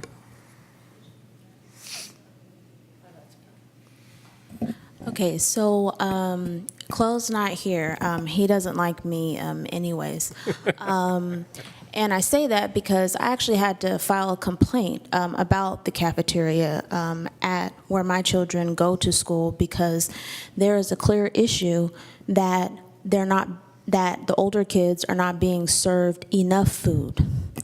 So when things like this, I know Cynthia's doing her job, but when I see that salary in there, why can't it be based on experience instead of just that amount of that larger range? And yes, we know that the food services gets some tax money and money from the county, but let me tell you, when Mr. Blanchard says that, well, I see it as a reorganization, let me tell you, what's working right now in the cafeterias is not working, because there's issues that need to be cleaned up before, which I thought that when you approved the individual that was on the contract, paying them $10,000, all they did was just send out a survey. Now, I specifically didn't get anything, and I came to this meeting, told you about there was an issue with the food proportions, that there was an issue with no hairnets, and it got to the point where I had to make a complaint for somebody to wake up and pay attention to what I'm saying. Now, I'm sure Melissa doesn't like me very much. I'm sure Chloe doesn't like me very much either. But guess what? When I'm paying my $4 for lunch, and you tell me, well, there's a calorie count that I have to go by each day. If my child doesn't eat the milk, drink the milk, that's a part of the calorie count, then they're not getting all the calories that they're supposed to. So there's a clear problem just with the food service alone. And, you know, FYI, I mean, I'm not a food specialist, but I don't know what kind of cuisine this person's gonna be cooking. If it's French or whatever, small kids don't eat that stuff. They're barely eating some of the food days now, and some kids don't even like the pizza. So that just goes to show you right there, clean up what you have now before you start making leaps and bounds, paying people to make stuff that the kids won't end up buying anyways, when they could just go walk to Gordo's or Maud's, and you know, that's the high school. I mean, it's probably the same thing with the middle school. So really, really think about this. And I'm not the first person to say it. It's been said before in a couple of meetings before. So this right here, I know people need jobs. I'm not saying that they shouldn't get it. But based on experience, BOE, I think should be in the job description. Because again, you know, we're not talking about Chef Emerald here, okay? I mean, how much, you know, more of a duty are they going to do? And you got a system that's not going right to begin with. Day-old nuggets serving to kids, and they don't eat it. Fix the system first before you start going into this. I'd like to make a clarification that maybe is not apparent in the way that the board backup is written. So the financial information, that 59,000 to 68.5, that includes the hourly salary, which I don't know off the top of my head. I'd have to look it up. But it also includes, this number includes the cost of, it's called statutory benefits, and those are the benefits that the employer needs to pay. So that is contributions to PERS, contributions to unemployment, and things like that. And that, say, if a salary or an hourly rate was $10 an hour, for classified staff, there's an additional 25%. So for every $10, it's actually costing the district $12.50, right? And then on top of that, this also includes the cost of health and welfare benefits. The district now pays up to full family Kaiser, and so that is the amount factored into this. So if it was a single person, then it probably wouldn't be 59,000 to 68,000. It might be, I think Kaiser single is like 12,000. So this financial information factors in statutory benefits and the high end of Kaiser family, or the high end of what the district offers as benefits. Right, so this isn't salary, it's salary plus everything else. Salary plus statutory benefits plus health and welfare. And the reason it says 59 to 68,000 is that if you look on our salary schedules that are on the website, there are I think it's 6 columns, and that is based on experience. So somebody who has no experience would be on the lowest column. Somebody with more experience would be on a higher column. Good, thank you. Patty? Hi, I just have a question about the funding for this position. I've heard that Kim say that the food services is running in the red. I've also heard someone say, well, we'll just, if it's in the red, the general fund covers it. And I'm just really concerned about that. Like, is the money there right now to pay for this position? If revenue goes down with food service, do you just automatically just take it out of the general fund? I thought that the money should be there if you're going to be hiring this position. So that's my question. Yes, thank you. And the board is very concerned about that exact same question. For the last many years, the food service has been running in the black. It's only very recently it's been running in the red. And this is part of CLEL's attempt to increase their income. And they have some savings so that immediately this year it would not take any money out of the general fund. And I believe everyone on the board is very interested in keeping an eye on this. And if we find next year's budgets that they're still running in the red, we're going to ask for some adjustments. We certainly don't want to be paying out of the general fund for the food service. It should be self-supporting. We'd have to figure that out at the time. Maybe eliminating positions like this if we don't think they're paying. Charlie? So I just want to clarify the statement that I made. It sounds like it came across in a somewhat cavalier way, which I did not mean. What Paul said is accurate, and it's what I intended. I am concerned that there is an obligation on the part of the district to cover the shortfall in the food services account. And the only way we have to cover that shortfall is to take money out of the general fund. So it was not meant to be a cavalier statement, oh, well, we'll just cover it out of the general fund. That was not the intent of that statement whatsoever. The statement was meant more as, I'm concerned that this could be a drain on the general fund. So with all that being said, and for me, of course, I don't consider trying to be on a slippery slope and or wishy-washy, so I'll just be political about it.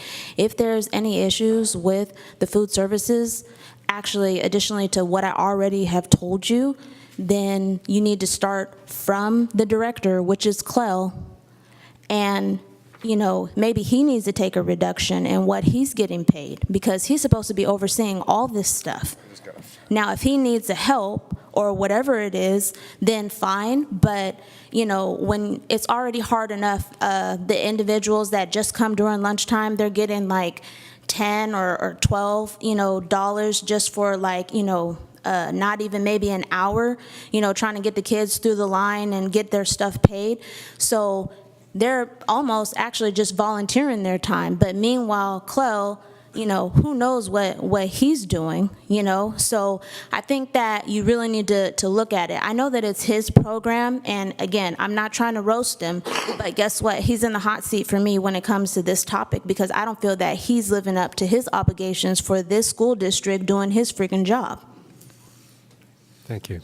I'm sorry. Go ahead. So I'm looking at the future agendas. It looks like Clell will be the school spotlight at the very next session in May. That is correct. And I guess my question would be, is this position, et cetera, is there a burning need to do it tonight?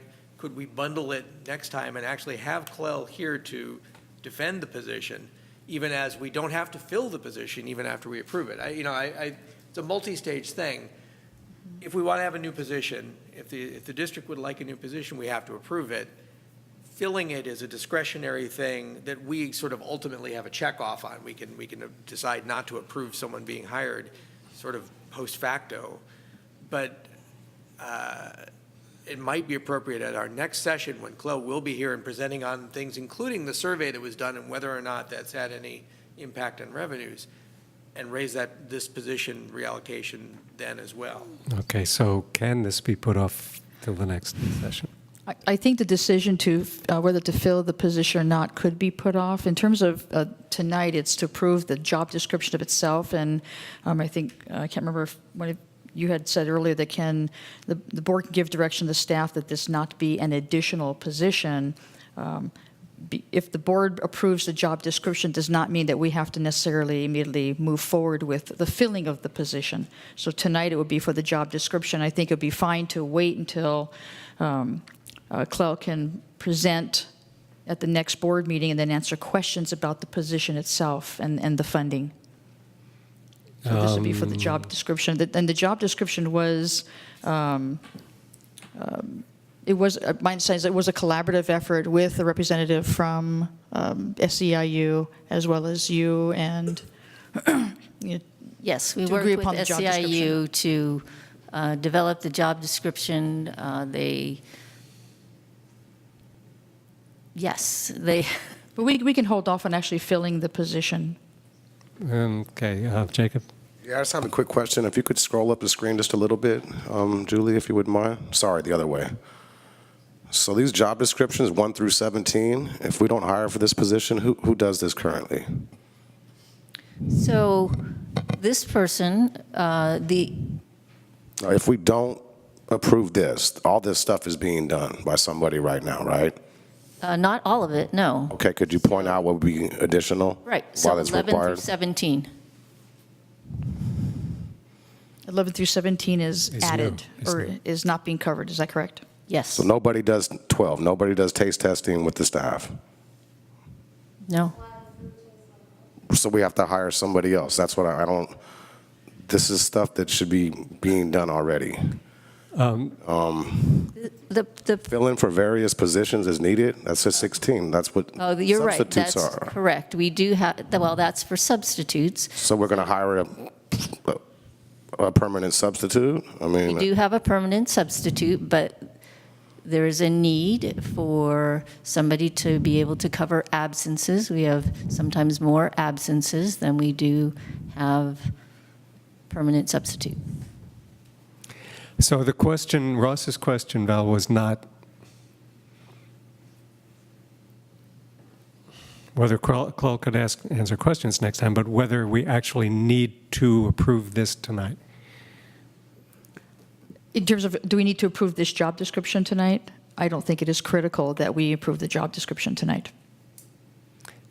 So it sounds like it would be better to have Clell here to answer questions about it before we vote on it. So with that, do you want to make that into a motion to that table? sounds like an invitation to table the...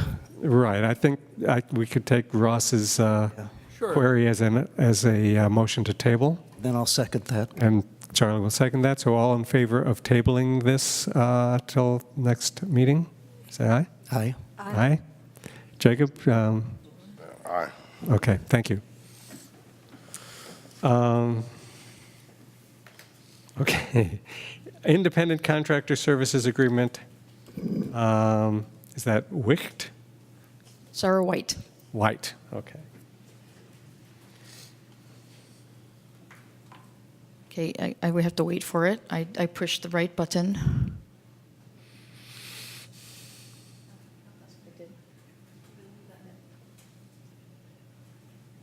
Hang on, I'm sorry. Hold on one second. Did you go down? Okay. That's not it. Hold on, please. It was... Can you scroll down, please? So this is an independent contractor services with Sarah White. Sarah White was one of the principal facilitators and teachers at the Tools for Tolerance training at the Museum of Tolerance. And we had about 40 elementary staff and administrators, and we had the Albany High School social studies teachers in February attend the Museum of Tolerance workshop. And staff returned and expressed a desire to bring these tools and strategies for all of our AUSD staff. And so Sarah White does this training, and we were able to bring her to the August 24th Professional Development Day, where she will do 2 3-hour trainings, one in the morning and one in the afternoon, which will enable our elementary and our secondary staff to be trained. And some of the work that she's going to be doing is to identify the culture, how to identify and culture impact the work that we do with students, families, and colleagues. Some of this is around anti-bias education, bridging our goals of prejudice reduction and collective action, affirming identity, celebrating diversity, teaching justice, and inspire action among students. So what will happen with this is that the teachers will get the tools, but also they'll learn how to use the tools. And many of the tools are free. But it's when we sent the teachers went down to the Tools for Tolerance, one of the things that they were able to do besides going through the museum was they had an opportunity to discuss and to learn from Sarah and some other facilitators on how to use those tools with students for elementary as well as for secondary. And so I asked her to give me 4 really key points on what she would be able to bring in this training. And it is a short amount of training. It's about 3 hours. But this would help to support students' identities and make it safe for them to, she calls them, be their full selves. Create classroom environments that reflect diversity, equity, and justice. And some of this was the things that we had shared with her that we felt was needed. Engaging families and communities in meaningful, culturally competent ways, but also to develop skills. Stand up, be an ally, and to stand up against bias and injustice. I believe that she is well qualified. She has over 20 years of experience. She facilitates and provides this training across the country. And she's done a lot of work in social justice and anti-bias education. So I'm bringing this to the board for approval so that we can contract with her and bring this training to our staff this August. Questions? I move that we approve this contract. Okay, I'd like to say I'm very happy to see that we're moving forward with sensitivity training of this sort. Desiree, did you want to speak before we vote? I just want to reiterate, because I know that I've, for myself, I sound like a broken record, but I've actually even volunteered for many of my children's classes to have more things like this. And I don't mean just a training, like actually part of the curriculum, and the teachers just don't have enough time in the day.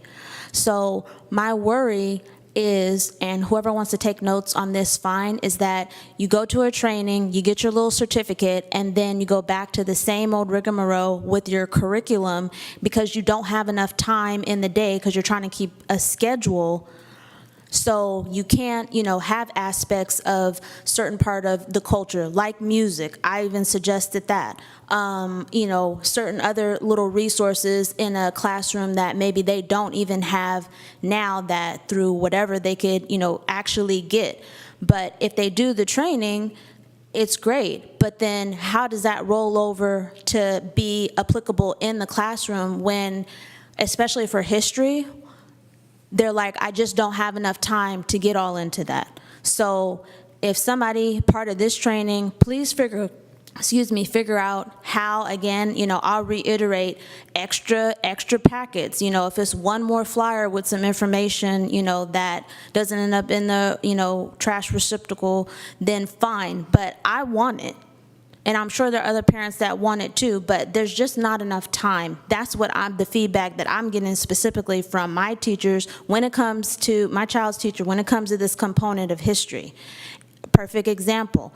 My son's second grade teacher was talking about presidents.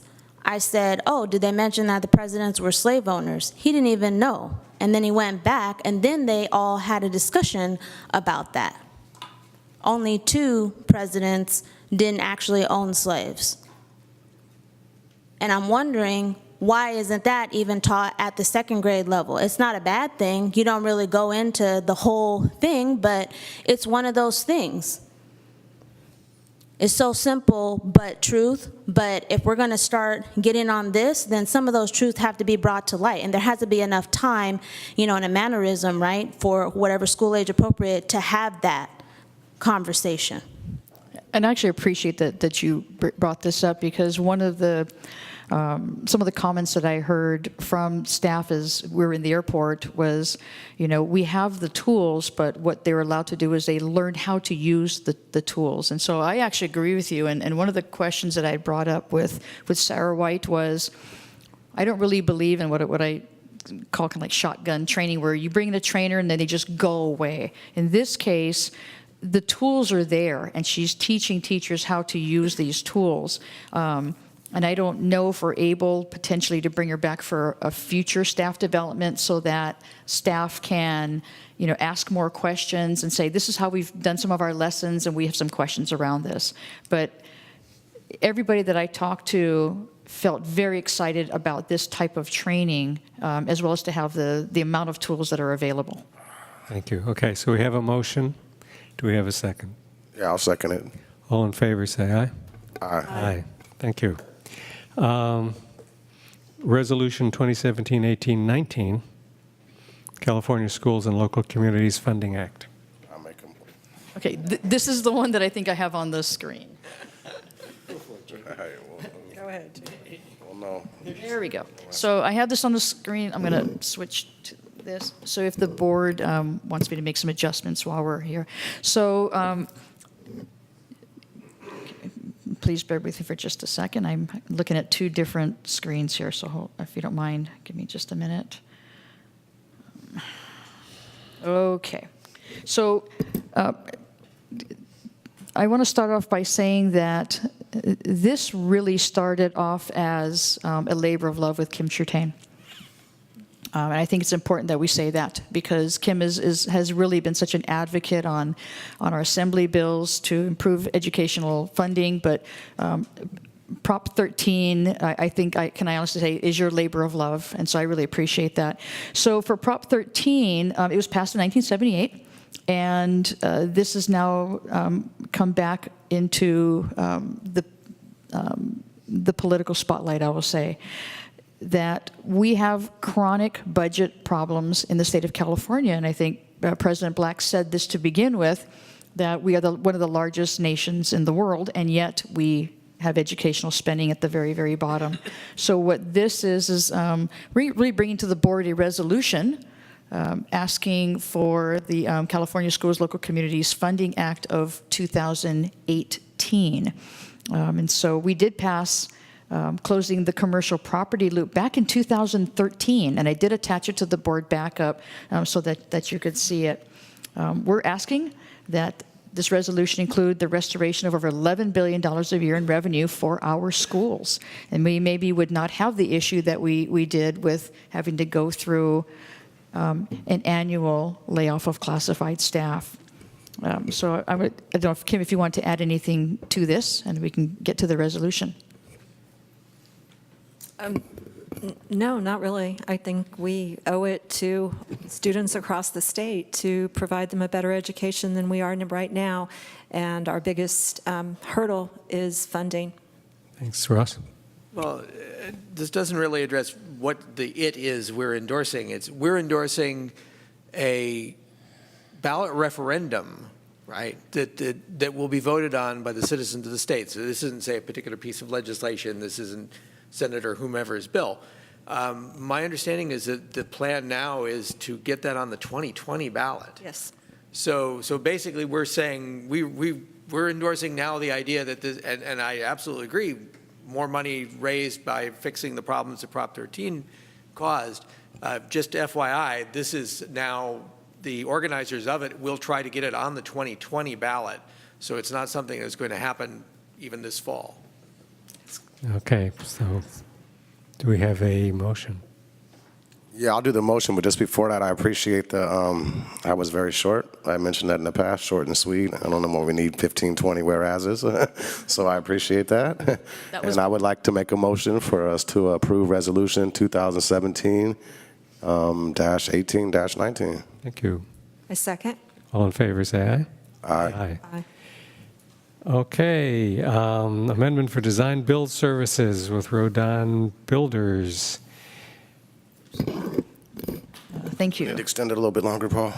I think, no. Oh. You think we're going to get done in 5 minutes? Two more amendments? Let's see. Well, if we're not done in 5 minutes, we can extend it again. I'll make this short. The purpose of this item is for the board to review and approve the amendment for the design build services with Rodin Builders for the Albany Middle School Annex project. Questions or comments? Charlie, do you want to make a motion? All right. So I move that we approve this amendment for the Albany Middle School Annex. Do we have a second? I second. All in favor, say aye. Aye. Aye. Thanks for coming, guys. Yeah. One more. There's one more. One more. Amendment with A3GEO. A3GEO for geotechnical engineering services for AMS Annex. Thank you, and I'm sorry, please, Mayor, I'm scrolling down to the, I'm not doing well in my scrolling Page down. 96. Thank you. To go. Oh, my goodness. Okay, I'm there. Okay. And again, the purpose of this item is to review and approve the amendment with A3GEO for the Geotechnical Engineering of Record Services for Albany Middle School Annex project as the geotechnical engineer of record. And this is required by the Division of State Architects. Thank you. So my understanding is that even with this amendment, we're still within the original amount of money budgeted for geotechnical engineering? That is correct. Okay. Do we have any questions or comments on this? Do we have a motion?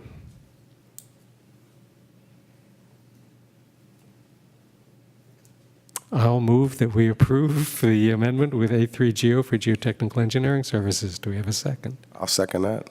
All in favor, say aye. Aye. Thank you. We didn't need the, to extend. Don't be.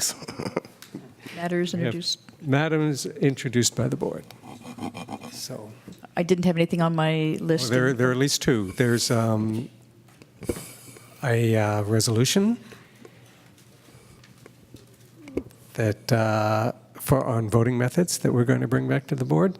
And we would like an evaluation by staff and an agendized item on the list of demands that we got tonight. You mean for the position? No, the ACT. He's talking about the ACT. Okay, because Received a list of 6 demands. so we weren't getting anything back as far as the food service position. Oh, the food that's all- services that has been that's- tabled, and that's coming back next. At a different time. Yes. Next meeting. Next I don't. But can we don't want to question Clell during his spotlight, No, but he'll be here that night. but it will be on that same agenda that night, right? 'Cause I Yeah, don't- so he'll already be here. He didn't make it here tonight. So we know since he's giving a presentation that he'll be here. So then we can. I would that on the same re-agendize it back as That's a- what I meant. I don't think during his spotlight we should. No, it will not, no, it will not be during a spotlight. It will be agendized as a review and action item. So he should watch the tape of tonight. And then I just wanted to get an update. I don't know if this is the proper time to ask, but as far as where we're at with the minimum wage increase that I proposed, and we were supposed to get some kind of. That's coming in closed session, is it? Yes, we will be bringing that in closed session. I did share that with our legal counsel because it would be under negotiations, and so I'm waiting for legal to respond when they can come into closed session to discuss that. Yeah, we'll have an attorney coming to discuss with us what that will mean in negotiations. When will that be happening? As soon as she can get the lawyer. As soon as she responds to me, I did send another inquiry out today. All right. So as far as addressing the list of requests from, say the ACT related, et cetera, I'm expecting that would be agendized soon. As soon as we can. And that also might be a fine time at which board members could express their opinions on sort of interaction with the public, as we all sit here sort of sitting on our hands and being harangued. Having that session will also provide a chance for us to give feedback on speaking with those who would like to speak with us. And It'll be agendized, so we and I'll can. note for the talk. record, if anyone's out there still watching the video and all that, my phone and my email are always open, and I don't get people reaching out to me and saying, I have met with some of the people directly affected by the Instagram issue, but I'm not getting people saying, how come you won't come talk with me? They don't. We also have had the issue that I don't know many of the victims, and I probably shouldn't, at least per me being a member of a board asked to sit in judgment on people involved in the incident. So it's not an accident that there isn't a one-to-one mapping of board members reaching out and talking with victims. Many of them we don't know. If there are anyone out there who is a victim of the Instagram incident and wants to talk, if there's anyone out there who feels affected in any way by the Instagram incident and wants to talk, I'll talk. There may be things I have to say I can't say, but I will absolutely talk with anyone who wants to talk with me. Thank you. And with that, meeting is adjourned. I heard a great meeting quote.